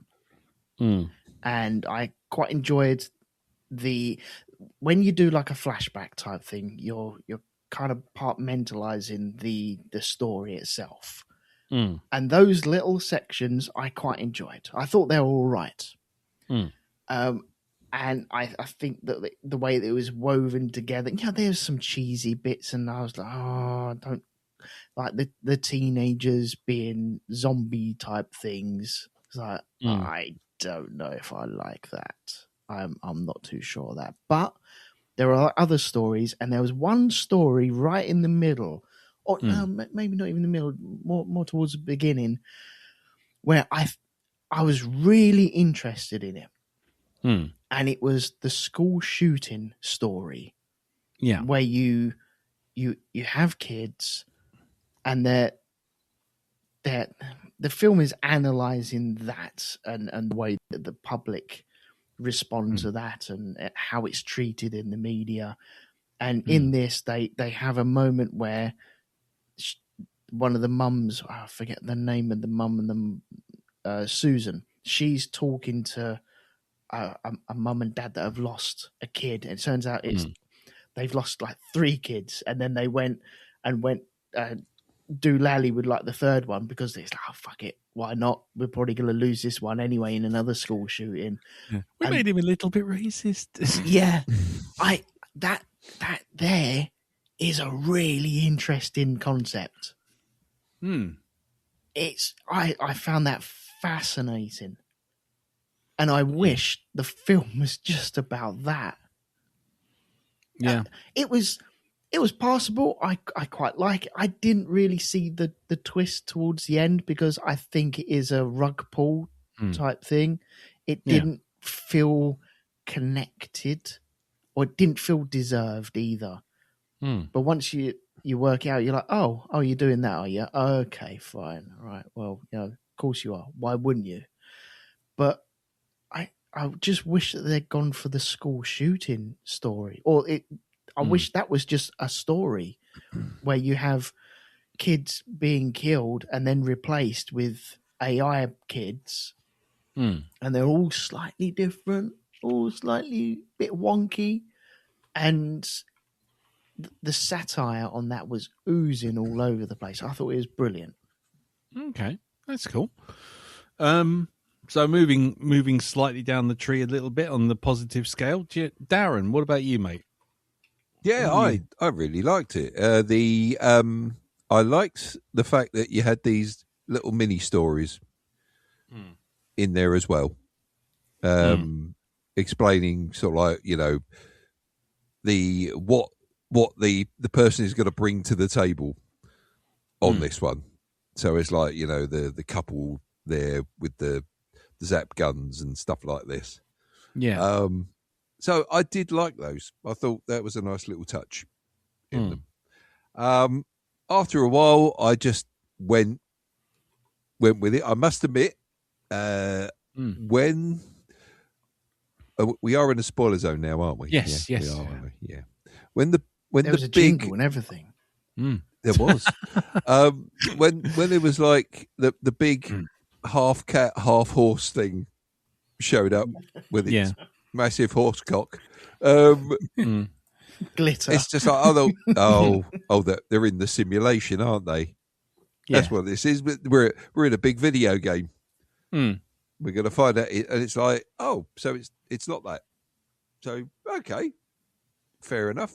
I thought some of it was visually stunning. The bit with the when they got to the final section, where it just goes completely apeshit, and there's like wires spinning and everything all over the place. I thought that was really well done. Right. Yeah, but you know what? I like the humour in it. I mean, Sam Rockwell for me is, worth the price of admission alone on most films. Yeah. This is it. I always find him very entertaining to watch. And stuff. So I really didn't have a problem with any of it. I just went with the craziness after a while. Okay. So the cat thing, they are in a video game at that point then, are they? Well, they're in this is the thing, because all that is mentioned beforehand. So, well, why does it have to be a bad thing?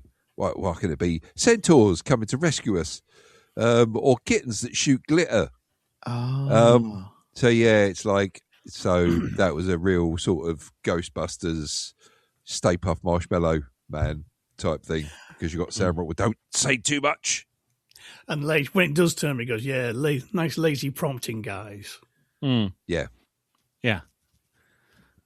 Right. Okay. Which leads to a bigger question, which is, were they in the simulation all along? But we'll get to that in a second. What about you, Jim? What was your bigger overall vibe for it? Well, basically, I think the film is very much carried by Sam Rockwell's performance. Yes. And he is top notch in this. And I kind of like the kind of almost sort of anthology movie, getting the backstories of different people. And then you start to see how they're beginning to fit together as you learn more about the mission. But once you actually get to the house, it kind of, let's stop and have some pretty set pieces. And we'll throw so much at you. Hopefully you won't notice that none of this actually makes a lick of sense. No. And there's kind of the twist ending isn't that much of a twist, and it doesn't. I mean, me and Teresa watched it. We were both like, having good fun with it, and kind of the silliness. It's almost like a satire of things like Black Mirror. Yeah. But when it gets to the end, the coffers are empty, and the threads don't pull together to give you that satisfying. Whoa! You snatched the rug from under me, and I've tumbled down a rabbit hole I didn't expect. It's kind of yeah. Of course, that wasn't real. Yeah. Anything more? No. How it all connects together? No. Okay. And so it was a bit kind of like. It was kind of that was a shame, because all the pieces are there. Yeah. If you gave that script to me, I could join them up in several interesting ways. If you gave them to Darren or Elton or yourself, we could all put it together and have a different rug pull probably from what's there, because it's more than enough to play with. Yes. If you just connect it all together. But in the end, they just didn't do it. No. And it's one of those, the more I think about it, the more it annoys me, because it's kind of like, you fucking idiots. You just put column A to column B,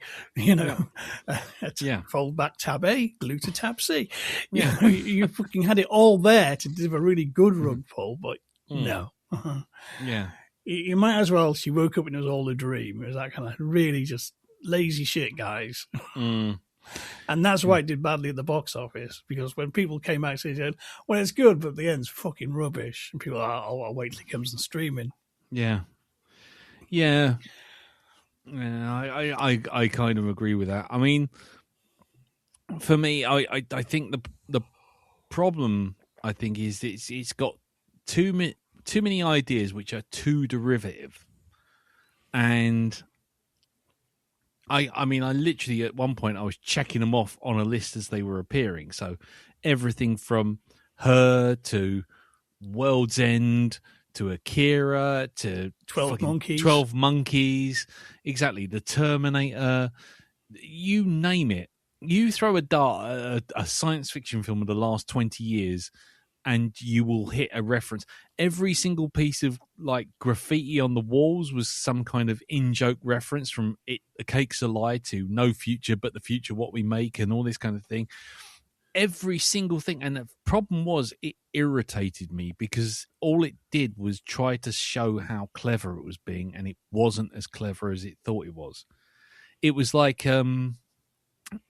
someone typing in, and this is probably a lazy criticism, but the script felt like someone typing in, write me everything everywhere all at once, but this time make it about AI and use the following references and listing out every film. And that's essentially what you got, because as soon as the lady with the nosebleed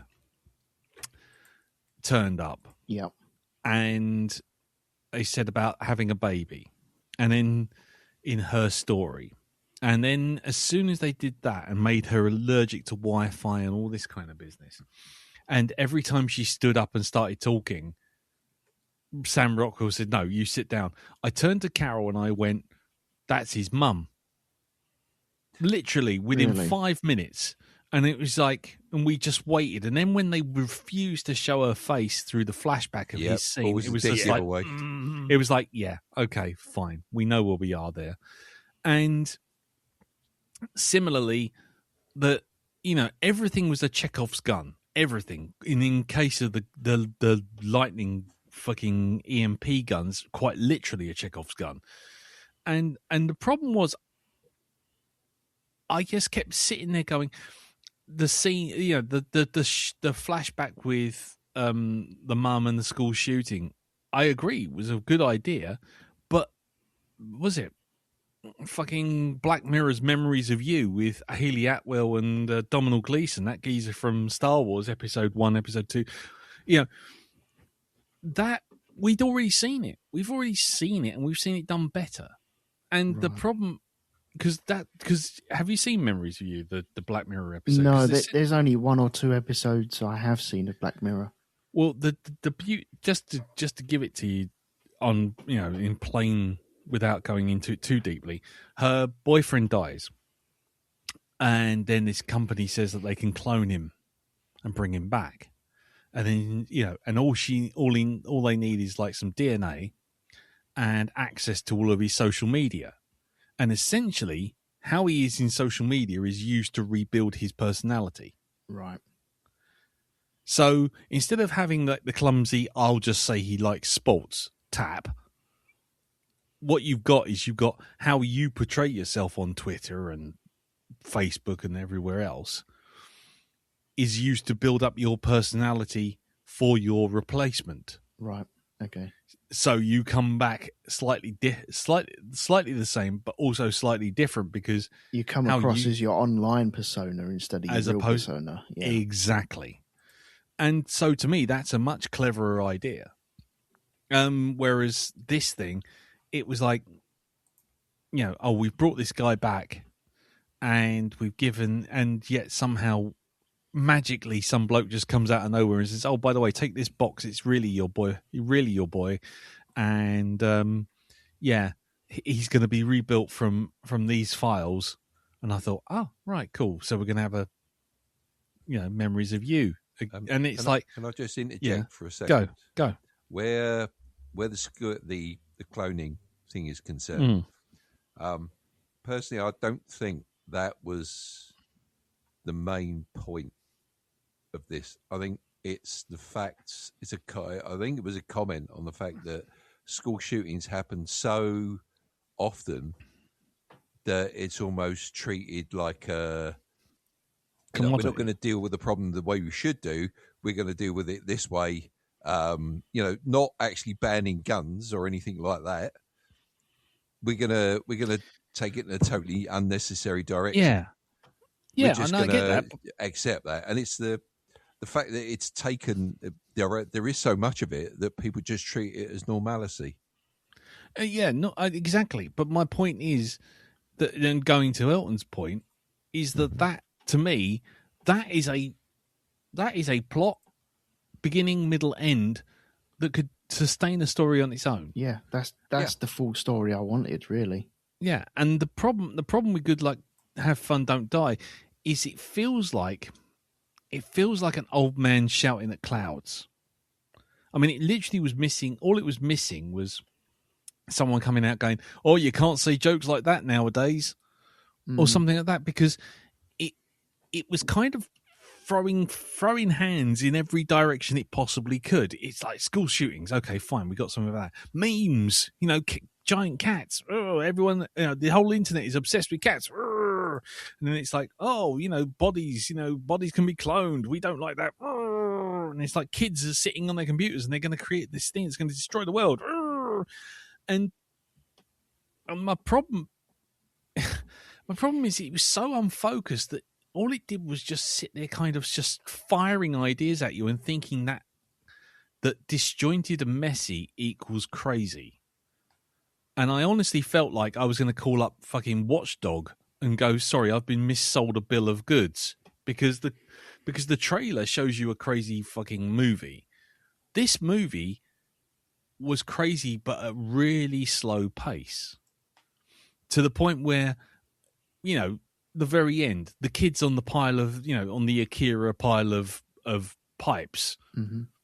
And it's like, we've got this box and we've got this cable, a HDMI cable, which can't transmit data, but let's not go there. She's got hold of a cable, got hold of the box, got the USB in the box. The alarm goes, brap, brap, brap, brap. Now, all you have to do is just move the cable 1 millimeter to the left. That's all you got to do. 1 millimeter to the left. But no, what we have to do is we have to watch the spectacular sci-fi visual effects fest that kicks off and takes nearly 4 minutes. And everyone's looking around going, oh. It would have been, it's a lot easier than they actually made it out to be, because they showed her struggling with the wire and the box is not attached to anything. So why wouldn't you just quickly move your arm over? Yeah. Take a step forward. Yeah. But it's like, and so again, it felt like they kept padding shit out. And it was just like, oh yeah, we've got to sit across the road from the kid's house. Why? Because every time we go for it, something crazy happens. Okay. So what are you going to do? Well, we're going to wait here for 25 minutes while I tell my backstory, and then we're going to go indoors. See, there are films better that have... there are films that have done this better. And I don't want to give anything away, but I'm going to say that Live, Die, Repeat movie. Yes. That does it so much better. And clearly, he's doing this. He's like 117th time around or whatever it was. And we're only seeing one journey. And that's fine. That's cool. Whereas Live, Die, Repeat, as the title says, you keep going on this journey. But it does it really, really well, because you're seeing the steps and how it's actually working. And I appreciate that he's on this journey and he's got his band together. He's never had this group of people together. That's great. I would have loved to have seen a couple of comedy moments of him going around and around and around, and comical deaths along the way, because you had that scope to do it. Yeah. Maybe remove the backstories and just have comical deaths instead. That would have worked a little bit better. Yeah. I mean, by the way, feel free to jump in and interrupt me, because I'm just going to keep rolling off on my list. But to me, that the problem with this whole film is it's so misdirected. It doesn't know where it's going from 1 minute to the next, and feels like it has a runtime quota to fill. It has to be 2 hours. So we have to have the following things happen. Pigmen running around a car park, zombie kids attacking. We have to go into the room with the big alien AI and a kid sitting atop a bunch of Akira pile of cables, and then we punch the kid out, and it's like, well, that's the problem solved, isn't it? The So- AI is not going to be made. And then it's like, oh no, we've knocked the kid out. This isn't the way it's supposed to be. We've got to wake the kid back up and then reconnect him so he can make the AI. What the fuck are you doing? Is this a film that's trying to say too much in one go and about too many subjects? Yeah. Because I feel it's trying to make a comment on people on screens all the time, people disappearing and not interacting with everyone. That's fine. That's a story in itself. Yeah. Then you have the school shootings, and that's a heavy story on everything. And you can go funny, you can go weird, you can go wacky, you can go dark on that, and all of them combined. And then you got other stories about like the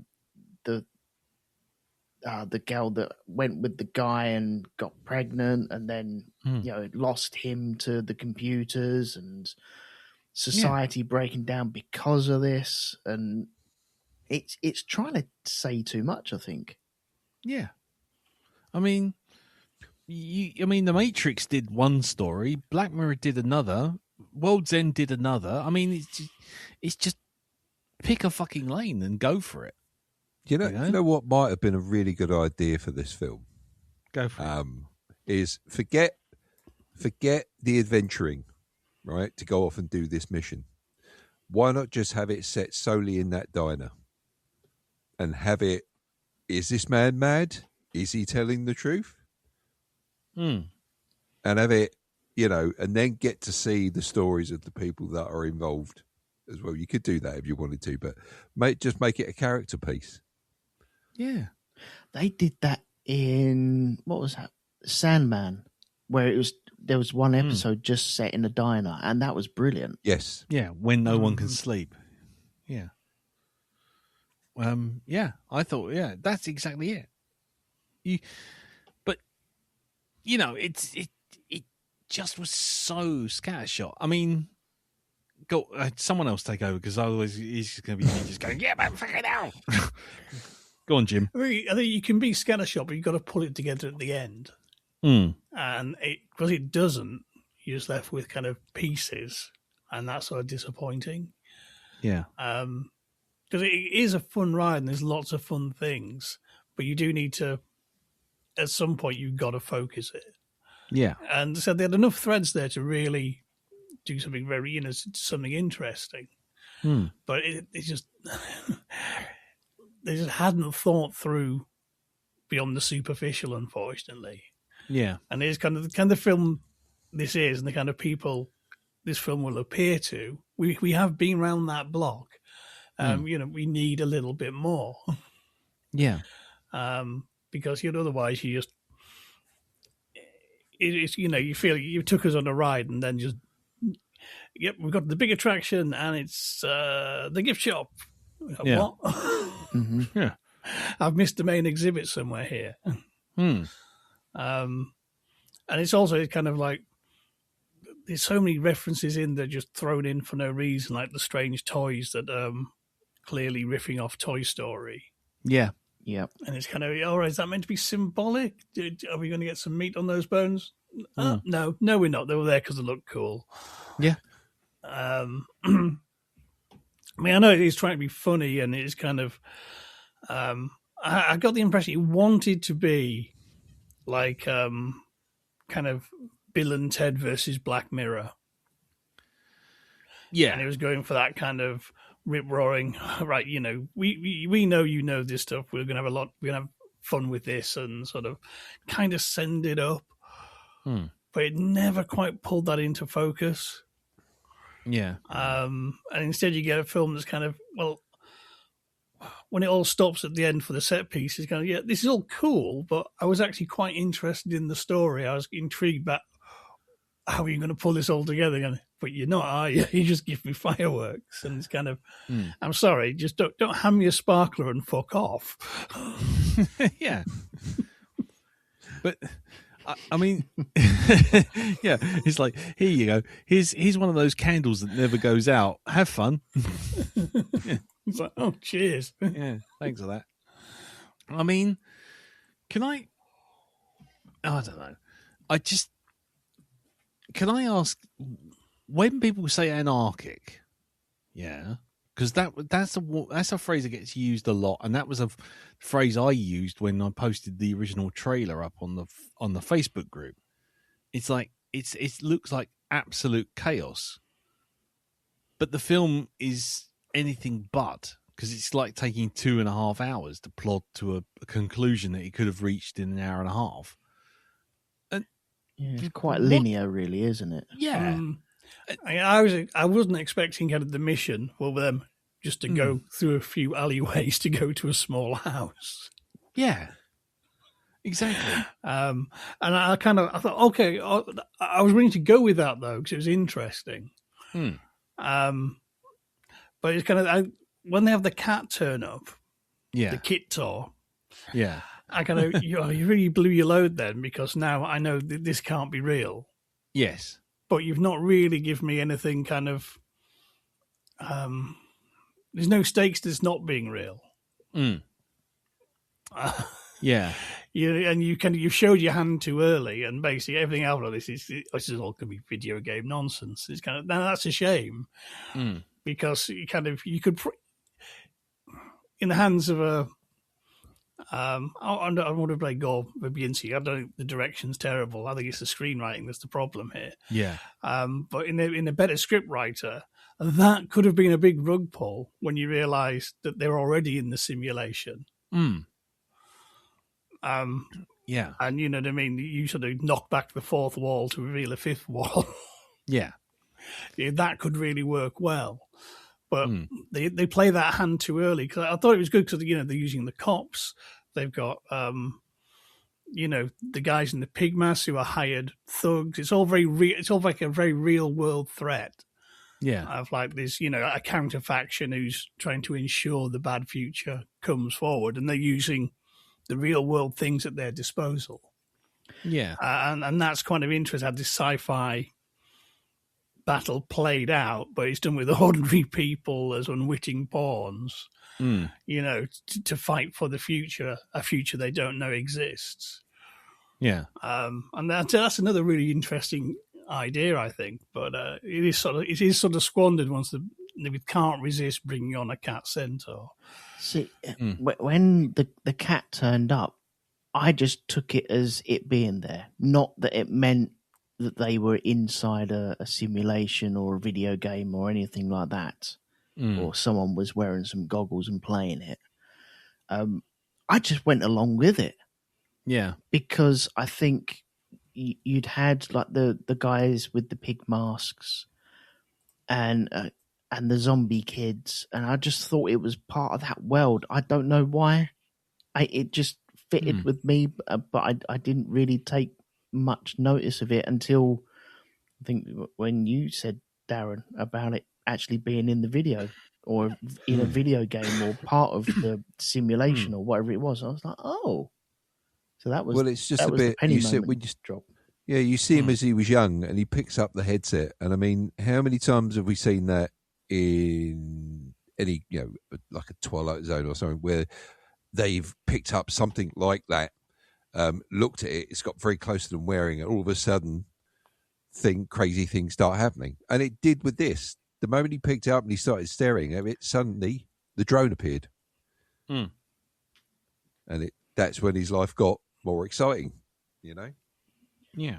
Oh, okay. Yeah, so, and I put those two together thinking, right, he's in the game.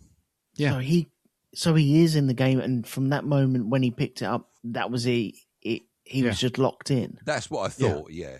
No, that's exactly what I thought. Oh, yeah. Okay. It's because he said it multiple times that the game and the AI will show you what it wants to show you, what you most desire the most. So, in other words, he picks up the headset, his mother dies, and so then he realizes, that's all.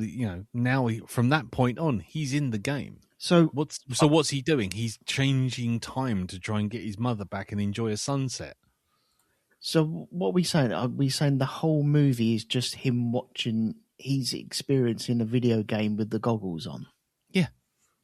Yeah, the whole thing about getting your heart's desire, he wanted freedom, Yeah, and that's what happened. He wanted freedom. He wanted to eat food. He wanted to see his mother again. He wanted to save her and bring her back and watch the sunrise. He wanted to defeat the AI that killed her. And yeah, he gets all of that. yeah, And then he realizes at the end it's a simulation. Goes, no, we'll do it another time. And then he comes back. And let's not forget, he literally got stabbed in the chest repeatedly by a robot.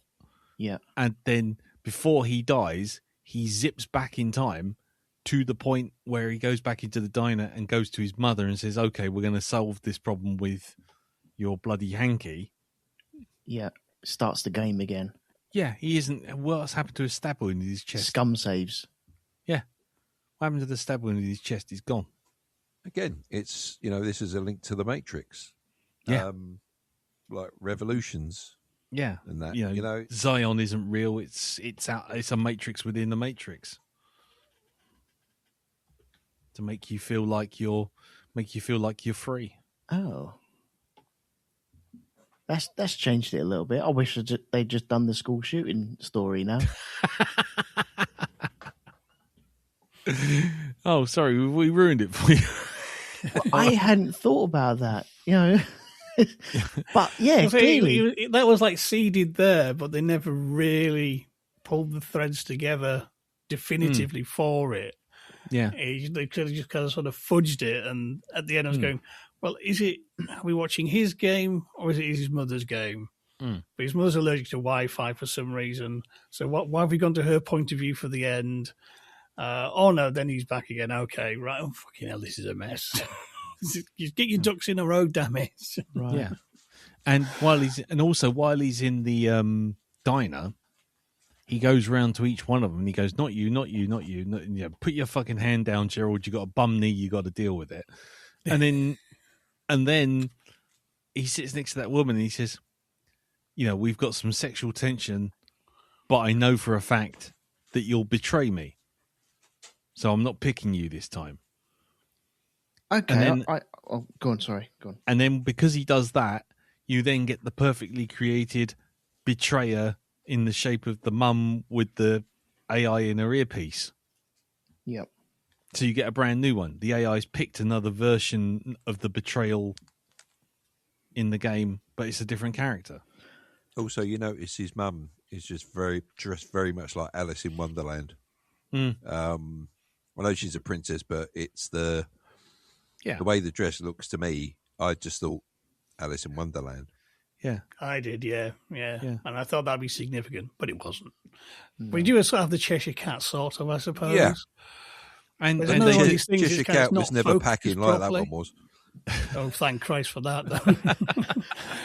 He just One disappeared. pill makes you larger, and all that one was pill left- makes you small. Dear me. all that was left was some glitter and a smile. I'm like, But I'm on yeah. a fucking train, for fuck's sake. And if some person sitting next to me is watching me look at horse dong, it's like. I'm sorry, weren't you in the over cinema? people. Weren't you in the cinema? Not the train. Yeah, no, that was me watching the trailer with the dong in it. Nice. You were in the cinema, Cap, weren't you? the cinema. Yes, yes, I was. Because we went down to the cinema coach and caught the movie. Yeah. Perfectly logical. Is this like the Hunt We for have Red those in October England, you train know. that It is. Darren goes on? It is. Yeah. Yep. You've seen that More carriages Snowpiercer, down haven't this you? pool. Yeah.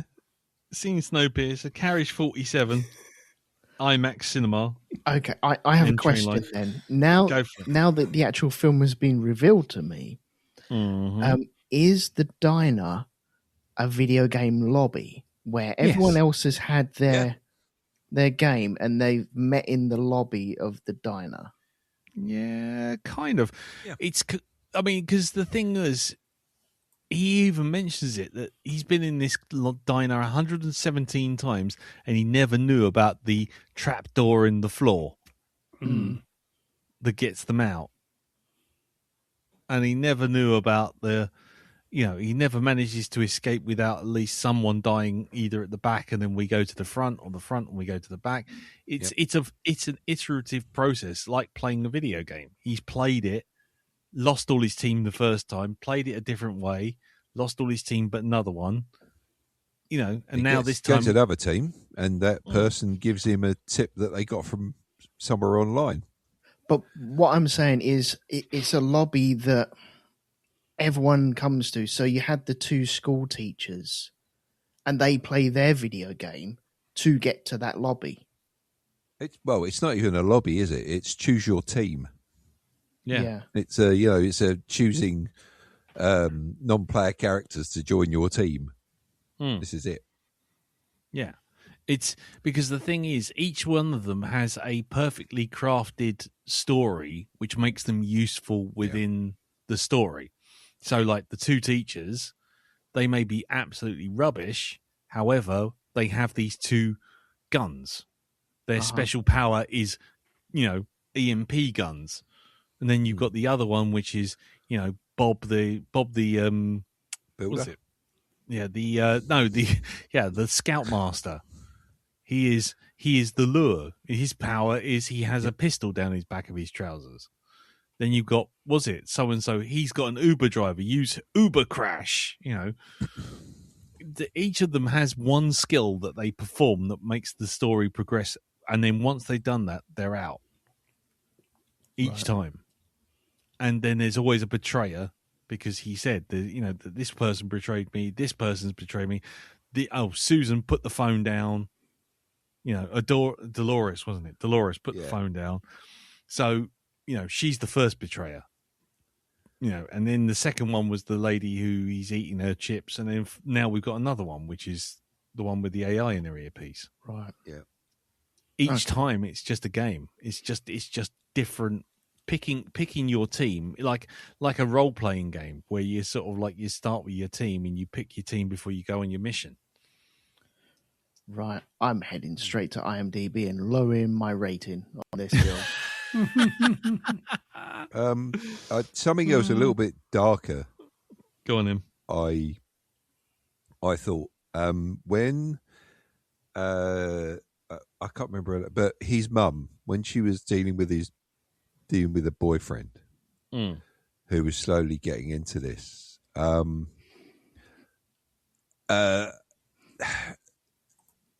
something said to me some of that was a metaphor for unaliving oneself, shall we say. It's the bit where that whole thing of this world's not enough for me, but what about me? I'm in it. Yeah, that's not enough. I'm going now. And I've known a few people that have had kind of been through, unfortunately, that experience where their loved one has, even though they love them, it's not their fault. It's just life is that hard on them that they do this. And that's what I just saw that in it. Just that little part there. Mm-hmm. Yeah. Because he said, I'm going and I'm not coming back. And it's that, I love you. I love you. I love you. It's not your fault, but this world is not good enough. I'm going to go now. Well, I mean, you can definitely read it that way. Yeah, I don't know. Maybe it's just me, but No. that was the lines in it just kind of it triggered that memory that of what I've heard,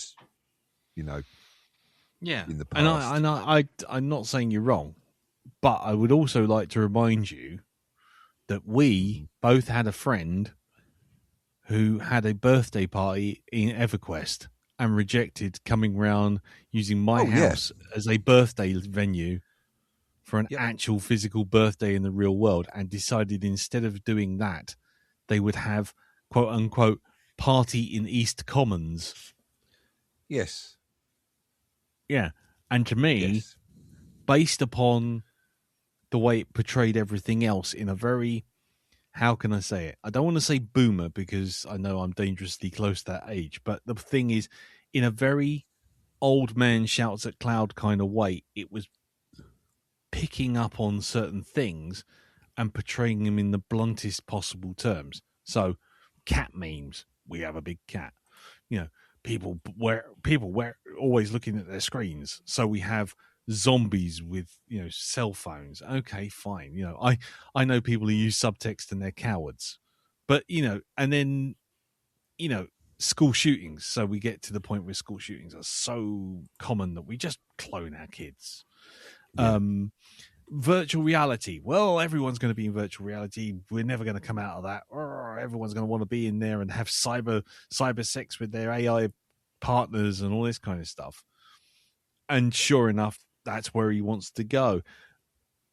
And that's probably the bit that made me turn off the most, was it felt like I was being preached at by someone who didn't know anything beyond newspaper headlines. Yeah. So they were writing stories which they hadn't bothered to do any research on, and then just used their film knowledge to throw homage after homage after homage after homage in to sort of tie it all to fucking together and pretend it's a story. No, I'm not saying you're wrong about the you know the self suicide or whatever you want to call it, unaliving. But the thing is, I didn't read it that way initially, but now you mention I think it's very subjective sort of thing. Really, it's you get out of it. You know what personally comes to mind first of all. I mean, you could say it's like game addiction as well, right?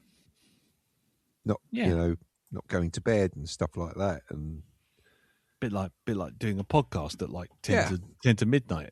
That's fucking right. Who the fuck would do that? I mean, but this is my point. It's like all of this. The whole film is just filled with hot button topics, none of which are explored. And they think that calling it chaotic is kind of forgiving its nature of forgiving it.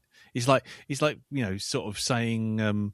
Walking up to that guy and going, "This isn't Groundhog Day, but I have done this 117 times." It's like, right. So you think by actually citing Groundhog Day, that gives you off the hook of winking at the audience and going, "We know it's like Groundhog Day. Don't worry, we are on your side. We understand." And it's kind of like the whole thing seems to be doing that. Yeah, you can't do that. Yeah, they're constantly winking at the screen, going, "Yeah, we've seen the Matrix." You know. Oh, have you seen Akira? Look, there's pipes everywhere. You know. Oh, have you seen Toy Soldiers? You know, with that, you know, with Tommy Lee Jones as that action man who comes alive and tries to kill people. Yeah, we've seen that too. Oh, and you know that quote from Terminator, "There's no future but what we make." How about we put that on a big piece of graffiti while they're all standing there talking about fucking time travel in an alleyway? Yeah, it's like, you know, it's just constant references to try and make you remember something else rather than write it themselves. And yeah, I just found it profoundly, deeply irritating. And it could have been so good. That's the thing. It could have been so good for me. I would have really enjoyed it if it just dug into those ideas, instead of just throwing them at the screen and going, "Oh, we're chaotic and anarchic, aren't we? Look at us. That's why we don't have to explain anything. Look, everything everywhere at once did that. Look, they had a black hole bagel. Wasn't that random? Well, we're going to have a Cheeto eating clone making an AI, which is actually the AI itself. Woohoo! Isn't that random?" It's like, all right, but what's the film about? Oh, sorry. I'm doing it again. Go on. Someone else take over.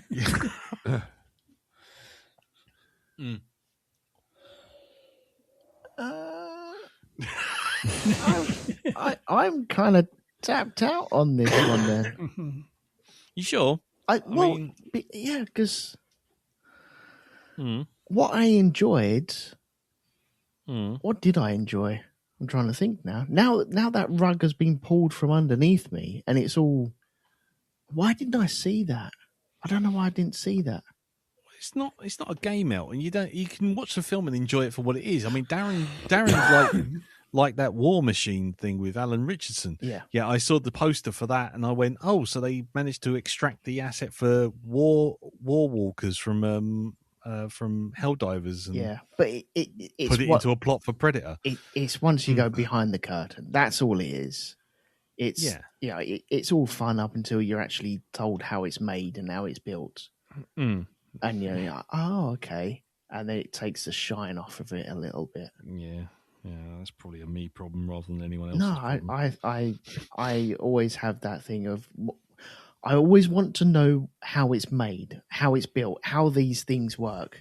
And when I get told, the mystery is gone, and I'm like, oh, okay, moving on to the next one. I wonder how this thing's made, and the circle carries on. Ah, right. Well, I'm glad I've managed to destroy the magic in your life, Elvis. It's not just You're welcome. You guys. It's just even electronic. I've always taken things to pieces, electronics and stuff like that. And once you know how it works, then the mystery and the fun was locked up in finding out how it works. Once that clicks over, then it's like, oh, okay, well, that's done. Let's move on to the next thing. You mean when I flick this switch, there isn't a birdhouse in my soul? You mean they might be giants lied to me? It was actually electricity all along. Possibly, yes. Fuck. Oh dear. Jim, have you got any additional things you'd like to say? Not really. I think it's unfortunate because I think this film it kind of offers a lot of juicy stuff, the kind of stuff we like to unpick and unravel.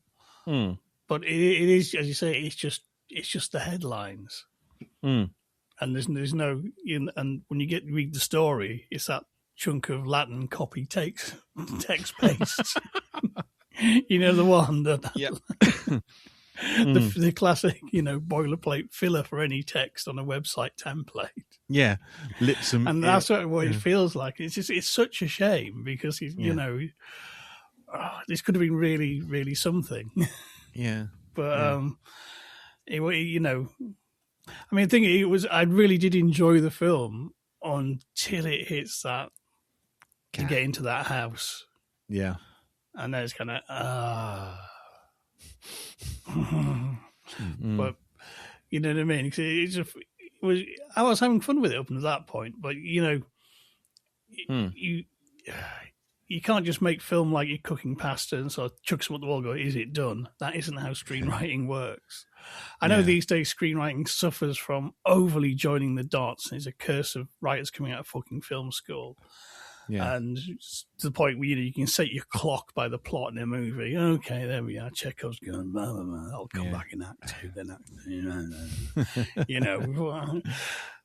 Which is why I like a lot of older movies, because they're free of that bullshit, and it's like a sense of randomness. Yeah.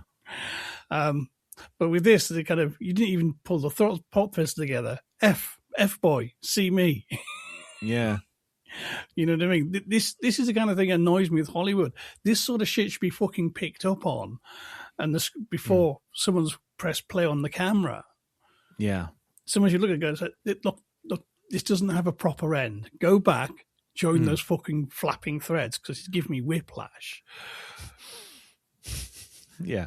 And that's what frustrates me, it's modern Hollywood, that so many times movies get made, and it's kind of, and then you get to the end and going, who signed up on this shit? You've just wasted my time. That's how I feel. Fair enough. Cool. Well, I don't disagree with that at all, to be honest. Oh, excuse me. Darren, any last thoughts, mate? No, I think I'm done. Okay. All right. Fair enough. Elton? No, I'm good. Thank you. Okie dokie. Right. So, with good luck, have fun, fuck off, don't come back. I mean, sorry. Good. Have fun, pick a lane, go away. Be gone.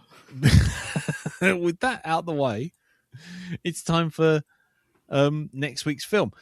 Before we do that, obviously, if anybody has any feedback for this film, if they've gone to cinema equidistant on the train cart, or been to see it in the cinema, or downloaded it on video on demand, if you know what I mean. Horror, fiddly dee. Hold on a sec. I mean, yeah. I mean, I'm not telling you what to do, but you know, the clues are there. It's subtle. But anyway, Does anyone else cross their arms and kicking their legs out? I mean, I don't want to say anything, but you do know that the director Gore Verbinski, his biggest film was Pirates of the Caribbean. Was it? I've got a question for ye. Yeah. What's a pirate's favourite musical note? I The don't high know. seas. Arr. Arr. Arr.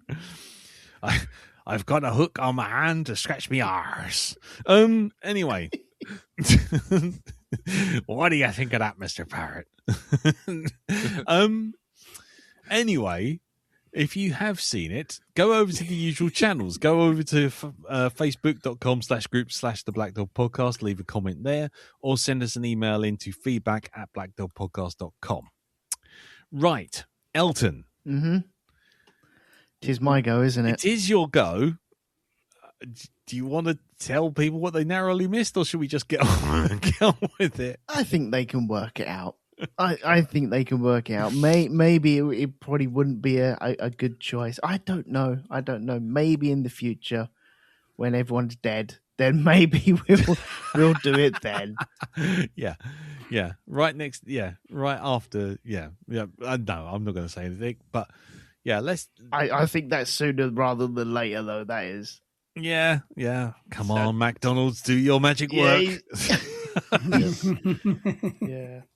Anyway, so we won't ponder on that. But after much deliberation and pausing and then restarting and all that lot, Yes.